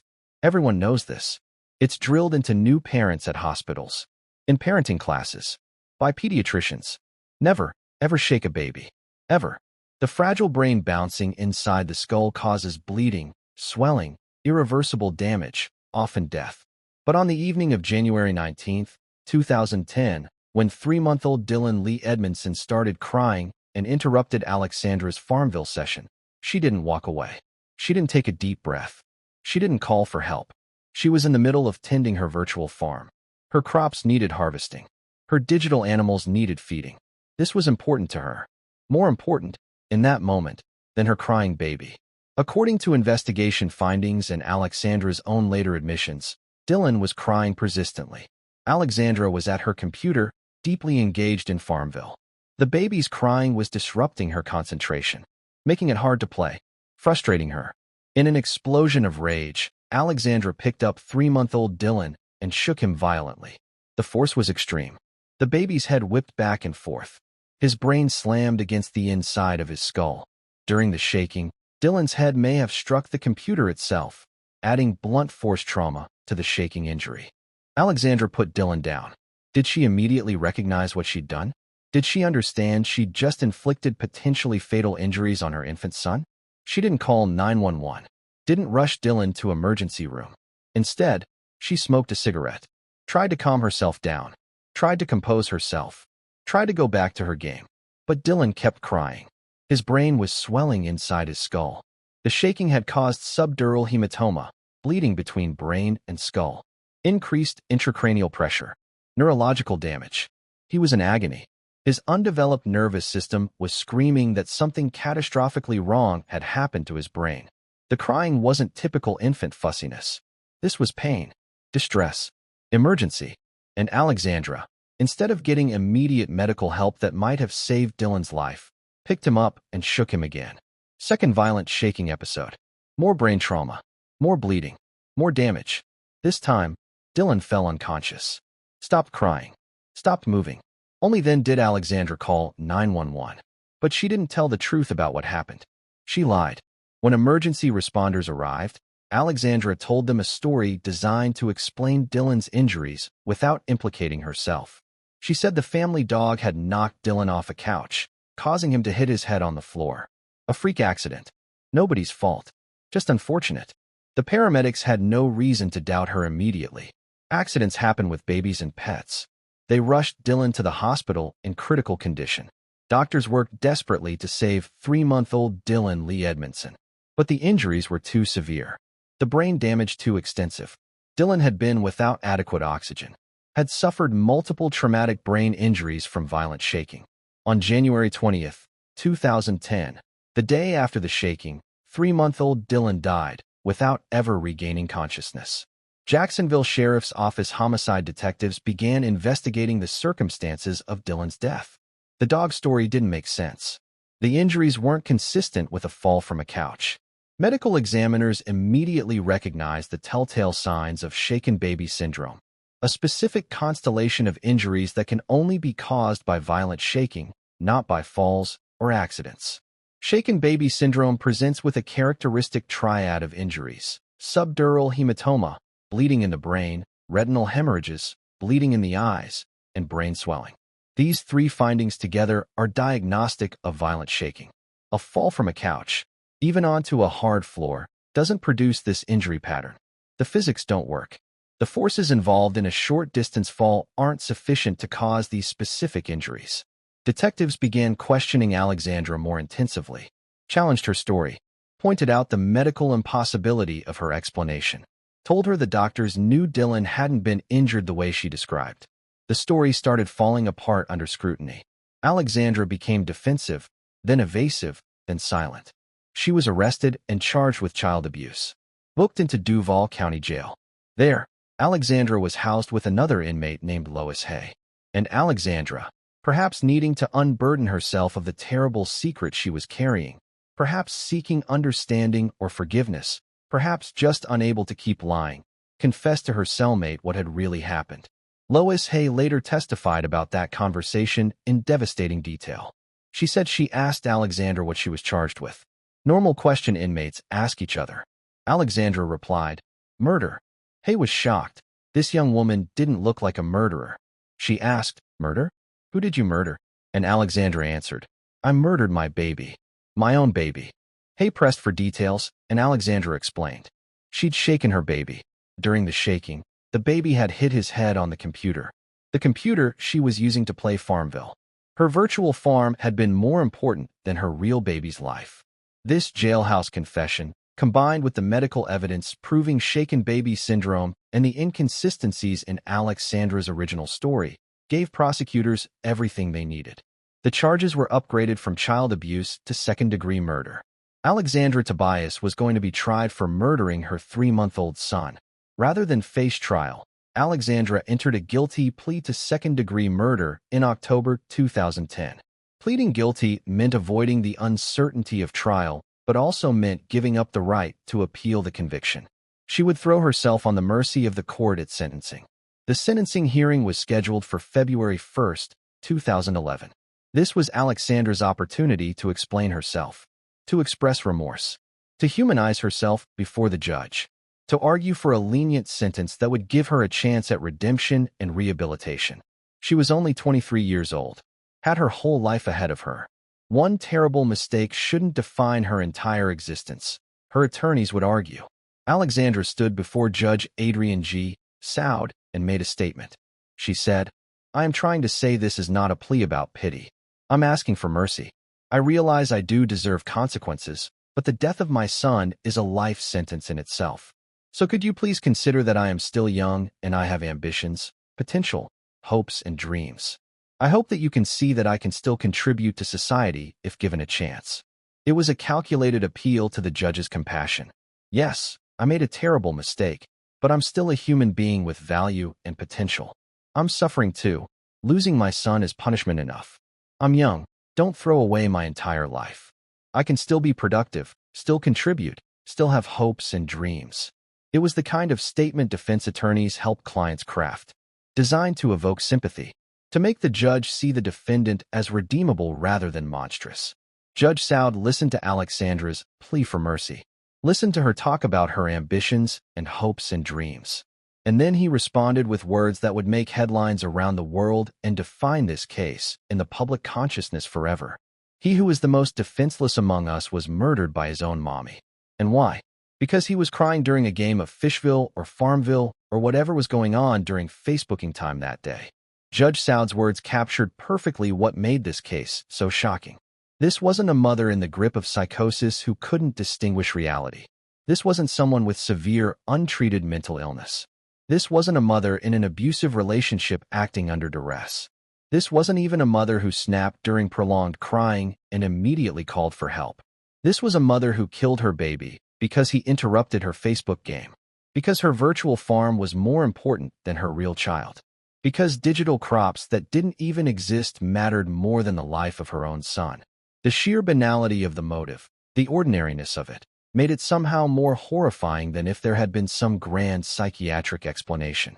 Judge Saud sentenced Alexandra Victoria Tobias to the maximum penalty allowed under her guilty plea, 50 years in Florida State Prison. With Florida's 85% rule for violent felonies, Alexandra would have to serve at least 42.5 years before becoming eligible for parole. She'd be in her mid-60s before she could possibly be released. Her hopes and dreams and ambitions would be fulfilled, if at all, as an elderly woman with most of her life already spent behind bars. The case exploded into international news media. Headlines screamed variations of "Mother Kills Baby Over FarmVille Game" in newspapers and websites across the globe. It became a symbol, perhaps oversimplified, perhaps sensationalized, of the potential dangers of gaming addiction and digital obsession, of how virtual worlds could become more important to people than their actual lives and responsibilities. FarmVille, at its peak, had over 83 million monthly active users worldwide. The vast majority were responsible adults who balanced the game with real-world obligations. They played during breaks, as stress relief after work, while watching television. The game was harmless entertainment for millions. But the Tobias case highlighted what could happen when someone's connection to reality became dangerously frayed, when the virtual world eclipsed the real one, when digital rewards mattered more than human life. True crime author Diane Ulmer wrote a book specifically about this case, Baby Killer, The True Story of Alexandra Tobias. The book examined Alexandra's background, her troubled childhood, early pregnancies, unstable relationships, her deepening addiction to FarmVille and other social media games, the circumstances that led to Dylan's death, the investigation, prosecution, and trial. It became a case study in how gaming addiction can escalate to tragic consequences. The case was featured on numerous true crime television shows: Investigation Discovery, Forensic Files, Deadly Women. Each show used the case to explore themes of maternal violence, gaming addiction, and how modern technology creates new types of criminal cases that would have been impossible in previous generations. You couldn't murder your baby over a video game in 1970 because video games didn't exist in that form. This was a very 21st century crime. The case also became a cautionary tale told in parenting classes, addiction counseling sessions, and technology awareness programs. Mental health professionals began recognizing gaming addiction as a serious issue requiring treatment. The American Psychiatric Association eventually added Internet Gaming Disorder to the DSM-5 as a condition warranting more clinical research and attention. While the Tobias case wasn't solely responsible for this recognition, it certainly contributed to awareness. Questions were raised. How addictive can gaming become? At what point does a hobby cross the line into obsession that interferes with basic life responsibilities? How do we identify when someone's gaming has become pathological? What warning signs should family members, friends, or coworkers watch for? These questions remain relevant today as gaming, mobile games, console games, online games, becomes increasingly sophisticated and designed to maximize engagement. Game developers use well-researched psychological principles to make their products as engaging and habit-forming as possible. Variable reward schedules, the same principle that makes slot machines addictive. Social pressure and competition, fear of missing out on limited-time events. Investment escalation where you've spent so much time you can't quit. Daily rewards that punish you for not logging in. These design choices are intentional and effective. For most people, they're just good game design. For vulnerable individuals, they can become genuinely addictive and destructive. As of 2026, Alexandra Victoria Tobias is still incarcerated in the Florida Department of Corrections. She's serving her 50-year sentence at one of Florida's state prisons. She's now in her late 30s, has been in prison for over 15 years already, has at least 27 more years to serve before parole eligibility. By the time she's released, if she's released, she'll be a senior citizen. Her youth gone. Her ambitions, potential, hopes, and dreams, either achieved within prison walls or abandoned entirely. She hasn't given interviews from prison, hasn't become an advocate for gaming addiction awareness, hasn't written a memoir or granted exclusive interviews to major media outlets. She's simply serving her time, year after year, in a Florida prison cell.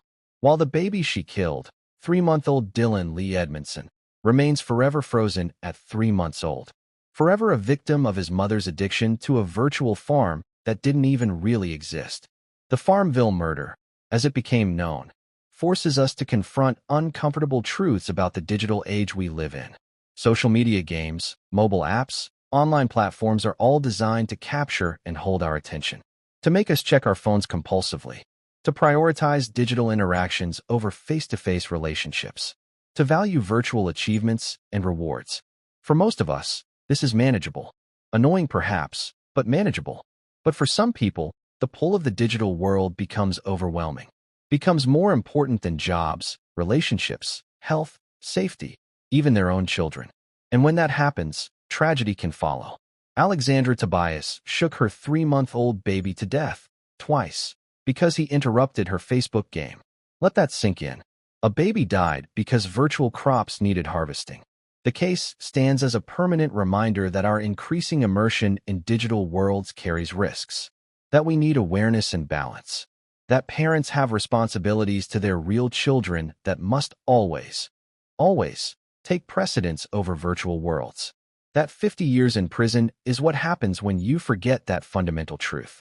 Dylan Lee Edmondson deserved a mother who valued his life more than a Facebook game. He didn't get that, and he died because of it. Case 5. Judy Schenecker, the military mother who killed for being mouthy. January 28, 2011. Tampa, Florida. United States Army Colonel Parker Schenecker returns home from overseas deployment. He served his country for decades, climbed the ranks to colonel, a position achieved by less than 2% of Army officers. He's been in dangerous places, war zones, conflict areas, places where any day could be your last. Now he's home, safe, ready to reunite with his wife Julie and their 2 teenage children, 16-year-old daughter Calyx, 13-year-old son Bo. He walks through the door of their upscale Tampa Palms home expecting hugs and homecoming celebration. Instead, he finds a scene from a nightmare. His wife Julie unconscious on the back porch, covered in blood. Inside the house, his daughter Calyx dead in her bedroom, shot in the face while sitting at her computer doing homework. In the garage, his son Bo dead in the family SUV, shot twice in the head. Both children covered with blankets after being killed. A handwritten note found describing Julie's plan to murder the children and then commit suicide. When Julie regained consciousness and was questioned by Tampa police detectives, she gave a motive that stunned even experienced homicide investigators who'd heard every excuse imaginable. She killed her teenage children because they talked back and were mouthy. That's it. That was her justification. Normal teenage behavior that every parent on Earth deals with. Backtalk. Attitude. Mouthiness. Judy Schenecker's solution was execution. Julie Powers was born January 13, 1961, in Muscatine, Iowa. Intelligent, educated, ambitious. In the 1980s, while working as a Russian linguist, a prestigious, difficult position requiring high-level security clearance and advanced language skills, she met Parker Schenecker in Germany. He was an army officer dedicated to military career, rising through ranks steadily. They fell in love, married, started a family. Calix was born in 1994, Bo in 1997. From outside, the Scheneckers appeared to be the perfect military family. Parker achieving success and respect. Julie managing the household through frequent moves and deployments. Two bright, athletic children excelling in school and sports. They lived in upscale neighborhoods, had nice cars, took vacations, posted smiling family photos. The American dream in military uniform. But beneath that polished exterior, dysfunction festered. Julie struggled with depression for years. Prescribed multiple psychiatric medications, antidepressants, mood stabilizers, anti-anxiety drugs. The constant stress of military life. Parker's frequent deployments leaving Julie alone to manage teenagers. The isolation of moving every few years. The pressure to maintain the perfect military family image. All took their toll. Her relationship with Calix and Bo deteriorated as they entered adolescence. Normal teenage pushing of boundaries. Testing limits. Talking back. Asserting independence.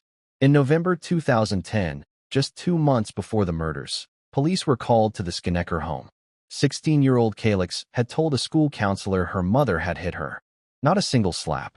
According to the police report, Julie had struck Calix with an open hand on her face for approximately 30 seconds after the girl returned home from cross-country practice.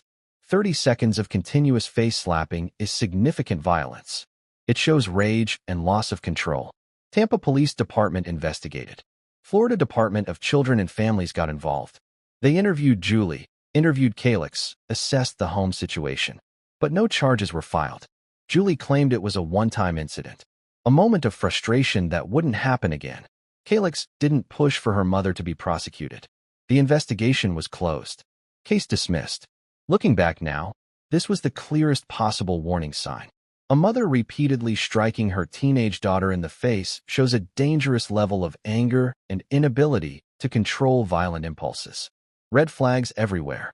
But the system failed to protect Calix and Bo. 2 months later, both would be dead. January 22, 2011, 5 days before the murders, Julie Schenecker walked into a gun store and purchased a .38 caliber revolver. Florida's relatively permissive gun laws allowed her to buy the weapon with minimal delay. She passed a background check. Nothing in the system flagged her as someone who shouldn't have firearm access. Despite her psychiatric medications, despite the domestic violence investigation just 2 months earlier, despite clear mental health issues, she walked out with a gun designed to kill. She brought the gun home and began planning what she was going to do. January 27, 2011. Julie picked up 13-year-old Bo from soccer practice. Normal afternoon. Routine pickup. Bo climbed into the family's Ford Expedition, probably thinking about homework or what was for dinner or some video game he wanted to play. Sat in the back seat behind his mother. As Julie drove, without warning, she pulled out the .38 caliber revolver and shot Bo twice in the head at point-blank range. The sound must have been deafening inside the vehicle.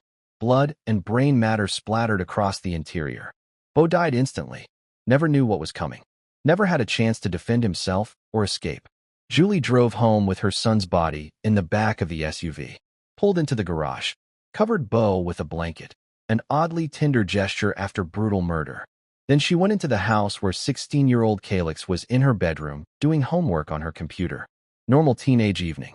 Probably had music playing. Maybe texting friends. Completely unaware her brother had just been murdered and she was next. Julie walked into Calix's bedroom and shot her daughter in the face. Calix died at her desk, homework still open on the computer screen. Julie covered her body with a blanket too. Then she sat down and wrote a note describing what she'd done and her plan to commit suicide. But she didn't follow through with suicide. Instead, she went to the back porch and waited. When family members couldn't reach anyone at the house, they called police for a welfare check. Officers arrived January 28th to find Julie unconscious on the porch, covered in blood, though whether from attempting suicide or something else was unclear. They found both children dead. Crime scene investigators processed what would become one of Tampa's most infamous murder scenes. The case attracted massive media attention immediately. Military wife and mother kills both teenage children? Shocking. Horrifying. Incomprehensible. When Julie regained consciousness, detectives questioned her. She didn't try to deny what she'd done. She described the murders in detail, picking up Bo from practice, shooting him in the car, driving home, shooting Calix in her bedroom. Matter of fact. Calm. Detached. When detectives asked why would you murder your own children? Julie gave her infamous answer. They talked back and were mouthy. Detectives couldn't believe it. Talk back? Were mouthy? That's why you executed 2 teenagers? Julie apparently saw nothing wrong with this justification. In her mind, her children's normal teenage behavior warranted death. The disconnect from reality was profound. Julie was arrested and charged with 2 counts of first-degree murder. Her defense attorneys immediately began pursuing an insanity defense. They argued Julie was suffering from severe mental illness at the time of the murders, that she was psychotic, delusional, unable to understand the nature and wrongfulness of her actions. They brought in mental health experts who testified about Julie's long history of depression, her psychiatric medications, her deteriorating mental state in the months before the murders. The defense painted a picture of a deeply sick woman who'd snapped under the crushing weight of untreated or poorly treated mental illness. Military spouse syndrome, depression, anxiety, possible personality disorders. A perfect storm of psychiatric problems leading to psychotic break and double murder. She needed psychiatric hospitalization, not prison, they argued. But the prosecution had a different view. They argued Julie's actions showed clear premeditation and planning. She bought a gun 5 days before the murders. 5 days to think about what she was planning. To change her mind. To seek help. She planned the timing carefully, picking up Bo when he'd be alone in the car. Waiting until Calix was isolated in her bedroom. After the murders, she covered the bodies with blankets and wrote a note. These weren't the actions of someone in acute psychotic state who didn't understand what she was doing. The trial was originally scheduled for October 2013, but was delayed multiple times. Defense requested more time to review evidence, depose expert witnesses, prepare psychiatric testimony. The trial finally began April 28, 2014, more than 3 years after the murders. The trial lasted 2.5 weeks. Jury heard from mental health experts on both sides, some saying Julie was insane, others saying she knew exactly what she was doing. They heard from investigators who processed the crime scene, saw horrific photos of Calix at her desk and Bo in the SUV, heard Parker Schenecker's devastating testimony about coming home to find his wife had murdered both their children. The prosecution emphasized the planning, the deliberation, the execution. The defense emphasized the mental illness, the medications, the psychiatric history. Both sides presented compelling arguments. But ultimately, the jury had to decide. Was Julie Schenecker legally insane when she killed Calix and Bo, or did she know what she was doing and choose to do it anyway?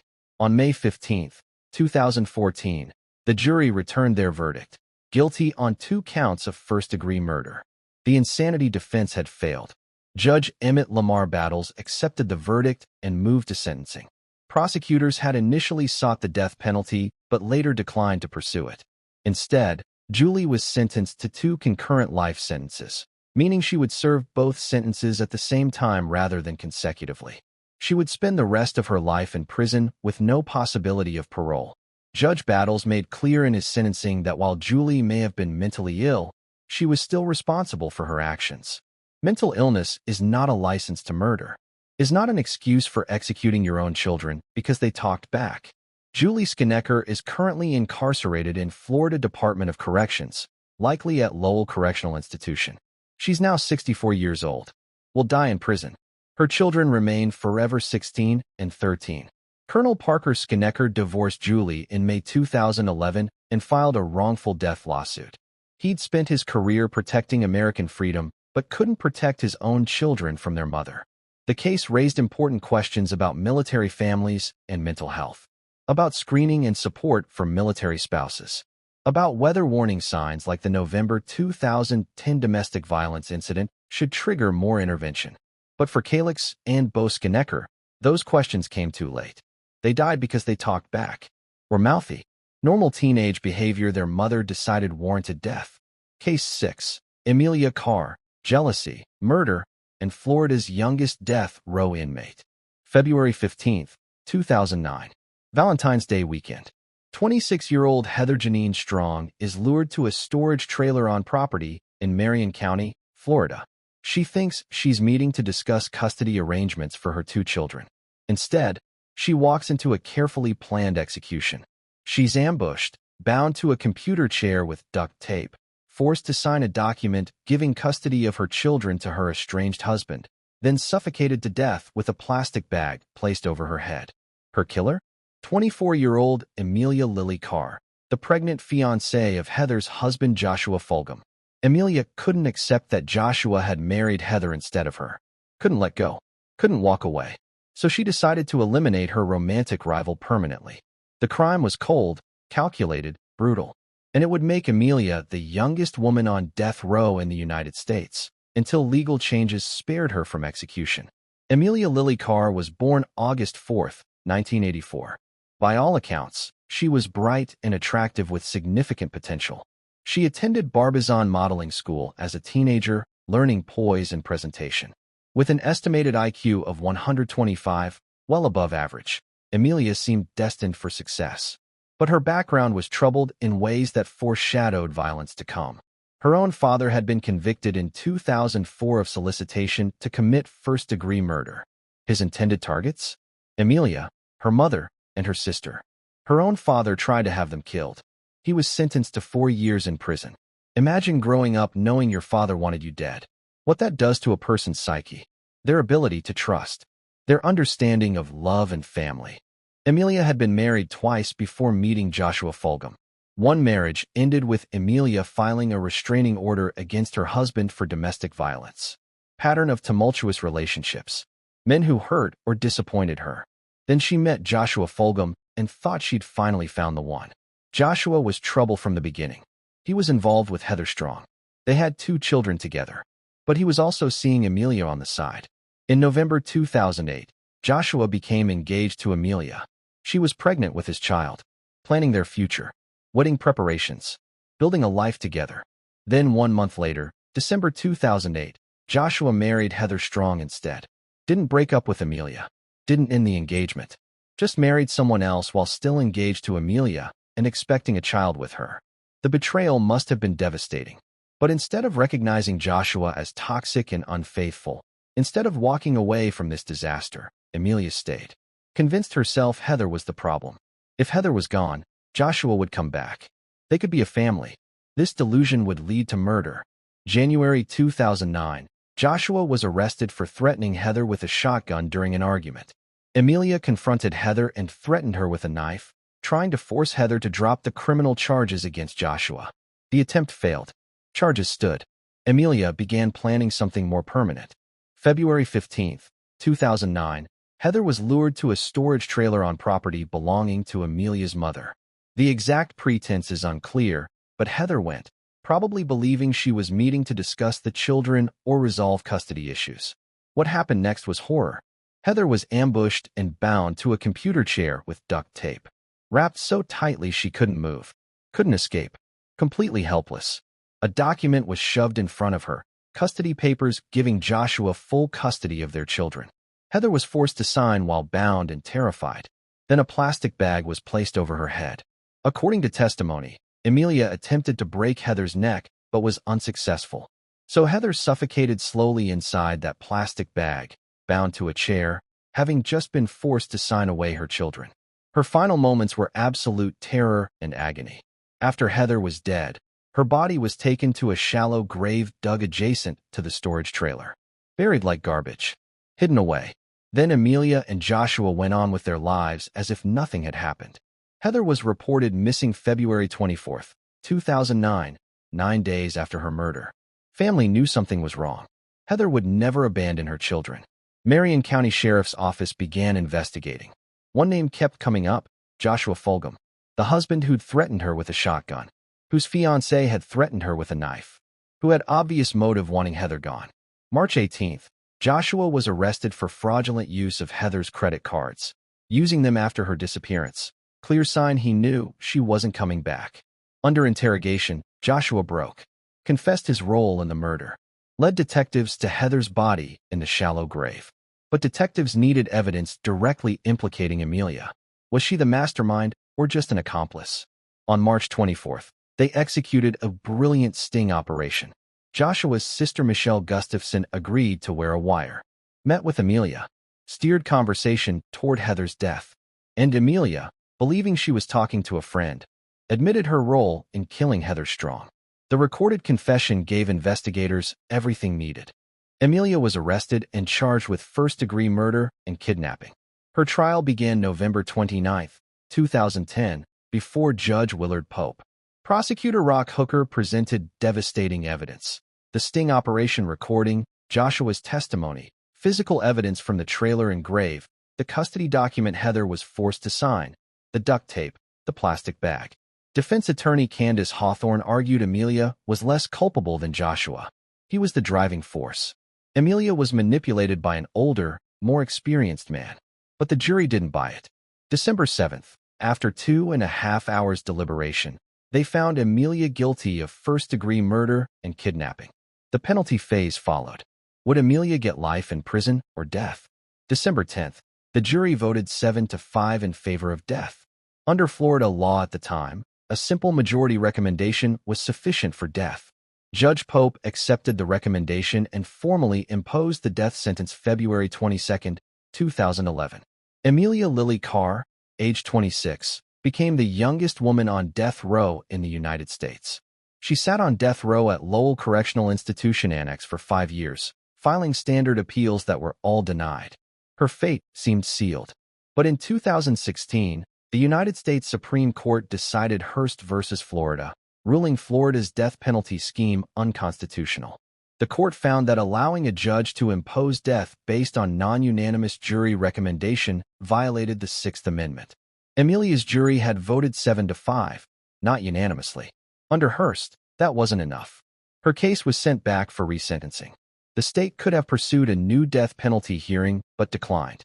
May 19, 2017, Judge Pope resentenced Emilia to life without parole. At 32, she would spend her entire life behind bars, but would not be executed. Joshua Fulgham received 2 consecutive life sentences in April 2012. Both he and Emilia remain incarcerated, will never be released. The real victim, Heather Janine Strong, is often forgotten in legal discussions. She was 26, mother of 2 young children, trying to navigate a difficult situation with an abusive ex, just trying to protect her kids and live her life.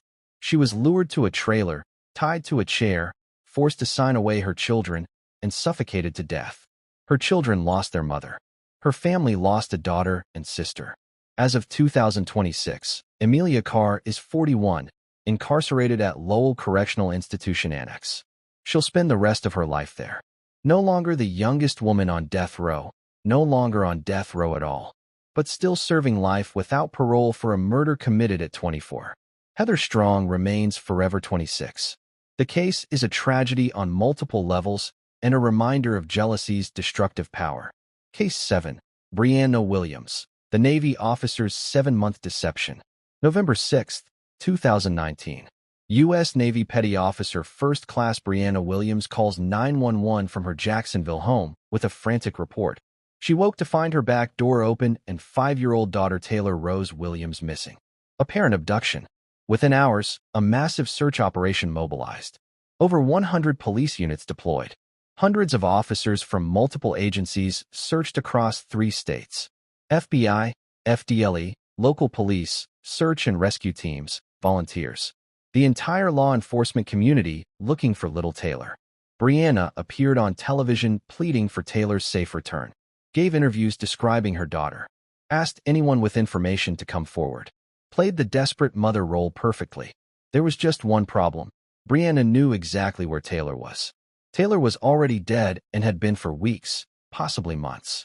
This is the story of a Navy officer who hid her daughter's death, staged an elaborate kidnapping hoax, and maintained the deception while the nation searched for a child who would never be found alive. Brianna Williams was a petty officer first class, rank achieved by fewer than 20% of enlisted sailors. She worked in the medical field, had a home in Jacksonville, had 5-year-old Taylor. From outside, she seemed to have everything together. Solid military career, beautiful daughter, stability. But something dark was happening behind closed doors. When investigators started asking when anyone besides Brianna had actually seen Taylor, answers were shocking. Brianna's own mother hadn't seen Taylor since January 2019, 10 months before the reported disappearance. Neighbors said they'd seen Taylor outside over summer looking small, like she'd lost weight. But nobody had seen her recently. Investigators obtained Brianna's financial records. No significant grocery shopping. How was she feeding a 5-year-old with no food purchases? Then they searched Brianna's apartment. Taylor's closet reeked of bodily waste and decomposition. Bloodstains matching Taylor's DNA. Taylor's bed smelled of urine and feces. Dead maggots in a bag with new clothes. The apartment didn't look like a home where a child lived. Because Taylor hadn't lived there for months. She'd been dead. Investigators pieced together the timeline. Last independent confirmation of Taylor being alive was April 2019, 7 months before Brianna reported her missing. For 7 months, while Taylor was dead or dying, Brianna went to work every day, interacted with coworkers, maintained normalcy while her daughter's body decomposed. November 12th, 6 days after the fake kidnapping report, investigators found human remains in wooded area near Demopolis, Alabama, Brianna's hometown. Remains wrapped in shower curtain, placed in container. Only 10% of Taylor's body recovered. The rest scattered by wildlife or decomposed. DNA confirmed Taylor Rose Williams. Dead for months, body hidden while mother went about her life. Because only 10% recovered, medical examiner couldn't determine exact cause of death. But circumstantial evidence painted a picture. Lack of grocery purchases suggested starvation. Neighbors' descriptions of Taylor looking small supported this. Condition of bedroom suggested prolonged confinement and neglect. March 3, 2022, during 20th pretrial hearing, Brianna entered a plea.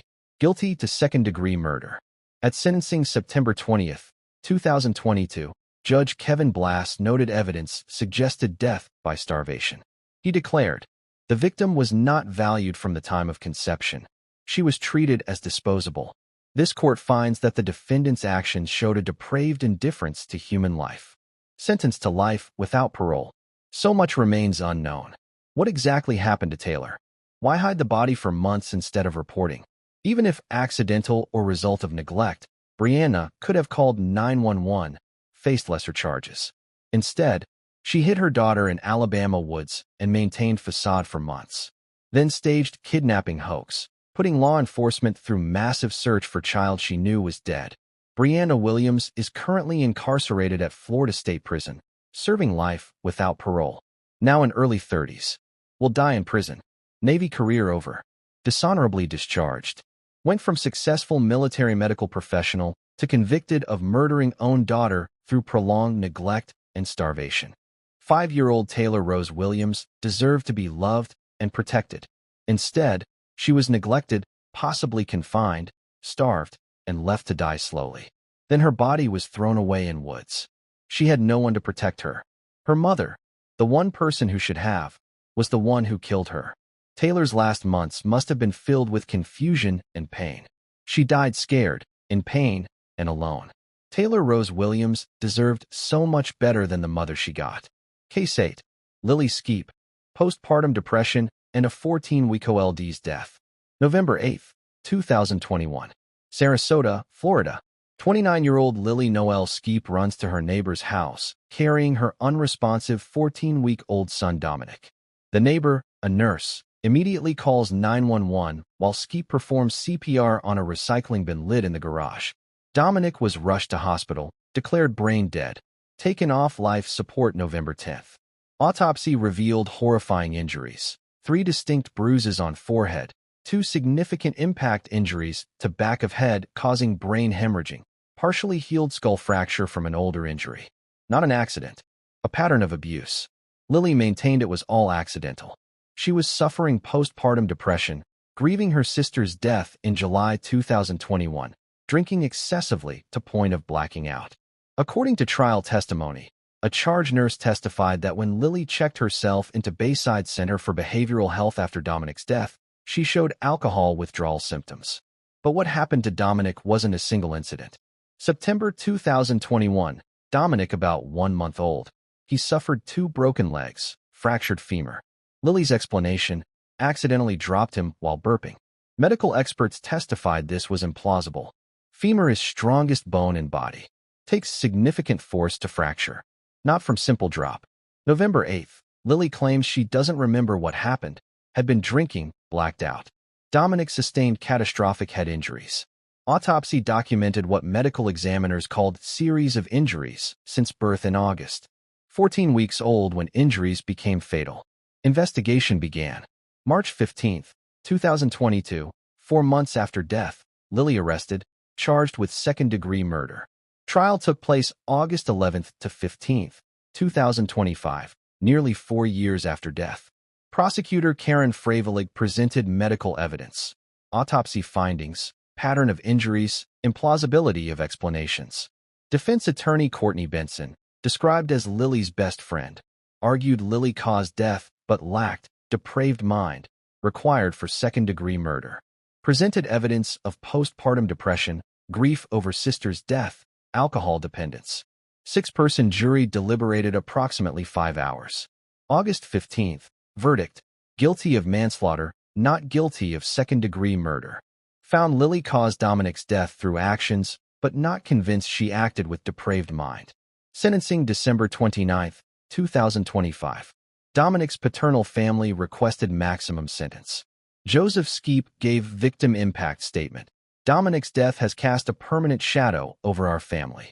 We will never recover from this loss. Lily's parents supported their daughter, testified about mental health struggles. Judge sentenced Lily to 10 years in Florida State Prison followed by 4 years probation. Eligible for release late 30s. The case highlights complex intersection of mental health, substance abuse, maternal violence. Postpartum depression is real and serious. Grief over siblings' death is profound. Alcohol dependence is a disease. But Dominic is still dead. 14-week-old baby suffered multiple injuries and died from catastrophic head trauma inflicted by own mother. Does mental illness excuse that? Jury said no, convicted manslaughter, but showed mercy rejecting second-degree murder. 10-year sentence criticized by some as too lenient. Others argue it's appropriate given mental health issues. As of early 2026, Lily Scheip incarcerated at Florida State Prison. When released, she'll be late 30s. Opportunity to rebuild life, get treatment for depression and alcoholism. Dominic will still be dead. Forever 14 weeks old. The case forces confronting difficult questions about maternal mental health and support systems for struggling mothers. Case 9. Pamela Cabrera. Mental illness, a high-speed chase, and a drowning. March 31, 2022. Jacksonville Sheriff's Office Officer Mike Kittle spots a vehicle reported in a kidnapping. Driver, 32-year-old Pamela Teresa Cabrera, had kidnapped her own 5-year-old daughter Vanity from the girl's legal guardian, Cabrera's own sister. What followed was a 30-mile high-speed chase at speeds reaching 90 miles per hour. Cabrera running every red light, crossing lanes dangerously, nearly striking other vehicles.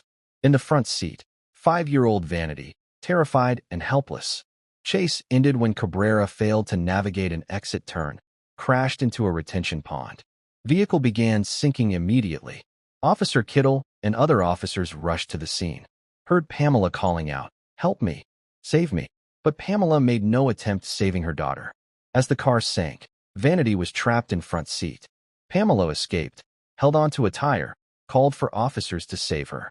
5-year-old Vanity Cabrera drowned while her mother saved herself.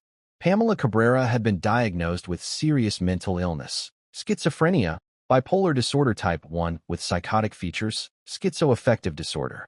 Severe conditions causing delusions, hallucinations, paranoia, impaired judgment. April 2020, a Tampa judge ruled Pamela incompetent to care for Vanity due to mental illness. Vanity was placed with Pamela's sister Whitney Baez as legal guardian. But Pamela never accepted losing custody. March 2022, she was pregnant and had stopped taking psychiatric medications. Without medication, mental illness spiraled out of control. She went to her sister's home armed with a knife, in grip of psychotic episode, took Vanity. Whitney immediately called 911. Officer Kittle spotted vehicle, attempted traffic stop. Pamela didn't stop. Accelerated. 30-mile chase ensued. Pamela driving erratically, 90 miles per hour, running red lights, crossing lanes without signaling. 5-year-old Vanity unbuckled in front seat as mother fled police. Approaching 9B exit ramp. Pamela going too fast to make turn. Lost control. Vehicle plunged into retention pond. Pamela escaped and held onto tire. Made no attempt rescuing Vanity. Dive team recovered Vanity's body from pond bottom. Arrested April 1, 2022. Charged with aggravated manslaughter of child and aggravated felony, fleeing causing death. September 2022. Deemed incompetent to stand trial. Committed to state mental health facility for treatment. December 2022. Re-evaluated with medication and treatment. Restored to competency. January 2024. Entered plea agreement. Guilty to both charges. Sentencing October 29, 2024. Public Defender Teresa Scheip requested 10 years with mental health treatment. Read Pamela's statement. I'm very regretful for actions that resulted in my daughter's passing. I've been on my medications for 2 years, and I plan on staying on my medications so something like that doesn't happen again. Scheip criticized Florida's mental health system. We really got to get the state of Florida serious about funding mental health treatment centers. Otherwise, we're going to continue to have these sad, tragic, horrible cases. Prosecutors argued regardless of mental illness. Pamela made choices leading to Vanity's death. Chose stopping medication. Chose arming herself with knife. Chose fleeing police at 90 miles per hour. Chose saving herself while making no effort rescuing Vanity. Judge Jonathan D. Sachs imposed maximum sentence, 30 years in Florida State Prison. Acknowledged mental illness, but emphasized responsibility for actions. Noted had opportunities getting help. Court had already determined shouldn't have custody precisely because of mental illness. Civil lawsuits filed against multiple agencies alleging failure to monitor Pamela's mental health, ensure medication compliance, protect Vanity. As of 2026, suits still pending. Pamela, currently incarcerated at Florida State Prison, won't be eligible for release until approximately 2052. The case highlights systemic failures handling mental illness. Pamela had been diagnosed, deemed unfit to parent, supposed to be monitored. System designed to protect Vanity failed completely. 5-year-old dead. Both things can be true. Mental health system failed, and Pamela responsible for killing daughter. Case 10. Talia Nelson. The starvation of 14-year-old Zaki. January 1, 2024. Daytona Beach police receive call 8:02 post-meridium about unconscious juvenile. Officers arrive to find a scene haunting them forever. 14-year-old boy lies unresponsive. But not a normal 14-year-old. This boy weighs only 33 pounds, weight of average 7-year-old. Body skeletal, bones protruding through skin. Bedsores covering body. Signs of severe, prolonged neglect and abuse. The boy was Zaki Smith Nelson. Mother, 43-year-old Talia M.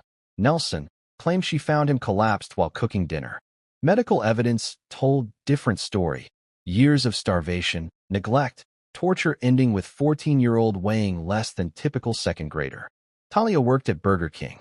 Every day, went to work at fast food restaurant. Place filled with food, while autistic, ADHD-diagnosed son starved at home. Cruel irony not lost on investigators. Zaki's last doctor visit, June 2020. Described as well-nourished, well-developed patient, no apparent distress. From June 2020 to January 2024, 3.5 years, Zaki never saw another doctor. No checkups, no follow-ups, no medical care. Prescriptions written in January and April 2023 were never filled. Over 3.5 years, Zaki transformed from well-nourished child into skeleton. Mother did nothing. Zaki rushed to hospital, but doctors couldn't save him. Body deprived of nutrition so long organs were shutting down. Pronounced dead shortly after arrival. How does 14-year-old starve to death in America in 2024? Medical examiners' findings devastating. Zaki weighed 33 pounds. Average for 14-year-old, 110 to 120 pounds. Less than one-third what he should weigh. Autopsy documented severe malnutrition, substantial bone density loss, bed sores throughout body, fresh bruising to eye and cheek, linear scars consistent with being struck by flexible object, severe dehydration, organ damage from prolonged starvation. Death ruled homicide. Complications of neglect and abuse. Investigators searched Talia's home. One bedroom had no bed or furniture. Carpet stained, reeked of urine. Soiled clothing piled in corners. Where Zaki was kept. School-issued laptops found, never logged into. Zaki enrolled in online school, but never attended single session. Nobody followed up checking why. House had food. Talia wasn't starving. Going to work, presumably eating. Zaki given so little food, he slowly died of starvation. February 20th, 2024, Volusia County Grand Jury indicted Talia on 3 charges. First-degree felony murder, aggravated manslaughter of child, aggravated child abuse. Most serious charges Florida law allows for crimes against children. Rather than risk first-degree murder conviction, Talia entered plea agreement. January 5, 2026, 2 years 4 days after Zaki's death, pleaded no contest to aggravated manslaughter and aggravated child abuse. Judge Leah Case sentenced Talia to 32 years in Florida State Prison. State Attorney R.J. Larissa issued statement. This case brought tears to my eyes when I saw the condition of our teenage victim. It is incomprehensible for a mother to neglect and torture her own flesh and blood to the extent we uncovered in this case. How could she watch her son suffer for weeks and months and years until he weighed less than a typical 7-year-old child? Heartless and cruel are words that come to mind. May he rest in peace, and may she be forever haunted by her brutal and vicious crime. Talia, currently incarcerated at Florida State Prison, 43 years old, will be mid-70s when eligible for release. Will spend decades thinking about what she did. Zaki Smith Nelson was born with challenges. Autism and ADHD are serious conditions, but with proper support, children with these diagnoses can thrive. Zaki never got that chance. Instead of support, he got neglect. Instead of medical care, he got starvation. Systems designed to protect children like Zaki failed completely. He hadn't seen doctor in 3.5 years. Enrolled in school, but never logged in. Had prescriptions never filled. Nobody checked. Zaki fell through every crack in every system. Paid for failures with his life. Died scared, in pain, starving, covered in bed sores, beaten, neglected. The one person who should have protected him, his mother, was the one who killed him. Zaki deserved so much better. He deserved a mother who loved him. Deserved medical care for autism and ADHD. Deserved to be fed, clothed, educated, cared for. Deserved to grow up. Instead died at 14 weighing 33 pounds, having suffered for years at the hands of the woman who gave him birth. 10 cases. 10 mothers. 10 crimes that shattered families and shocked Florida. From Judy Buenoano's calculated poisonings to Talia Nelson's starvation of her son. We've seen greed, mental illness, addiction, jealousy, and pure evil. What do these cases teach? Mothers can be monsters. Child protection systems have catastrophic gaps. Mental illness needs better treatment. Warning signs must be taken seriously. Remember the victims: James Goodyear, Bobby Joe Morris, Michael Buenoano, Lazaro Figueroa, Adriana Hutto, Dylan Edmondson, Calix and Bo Schenecker, Heather Strong, Taylor Williams, Dominic Scheip, Vanity Cabrera, Zaki Smith Nelson. These are the names. These are the lives that mattered.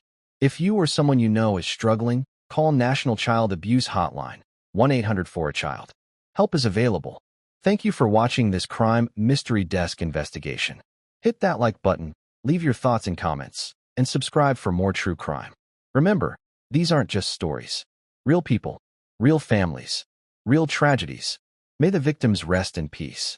This is Crime Mystery Desk. Truth matters. Justice matters. Every child deserves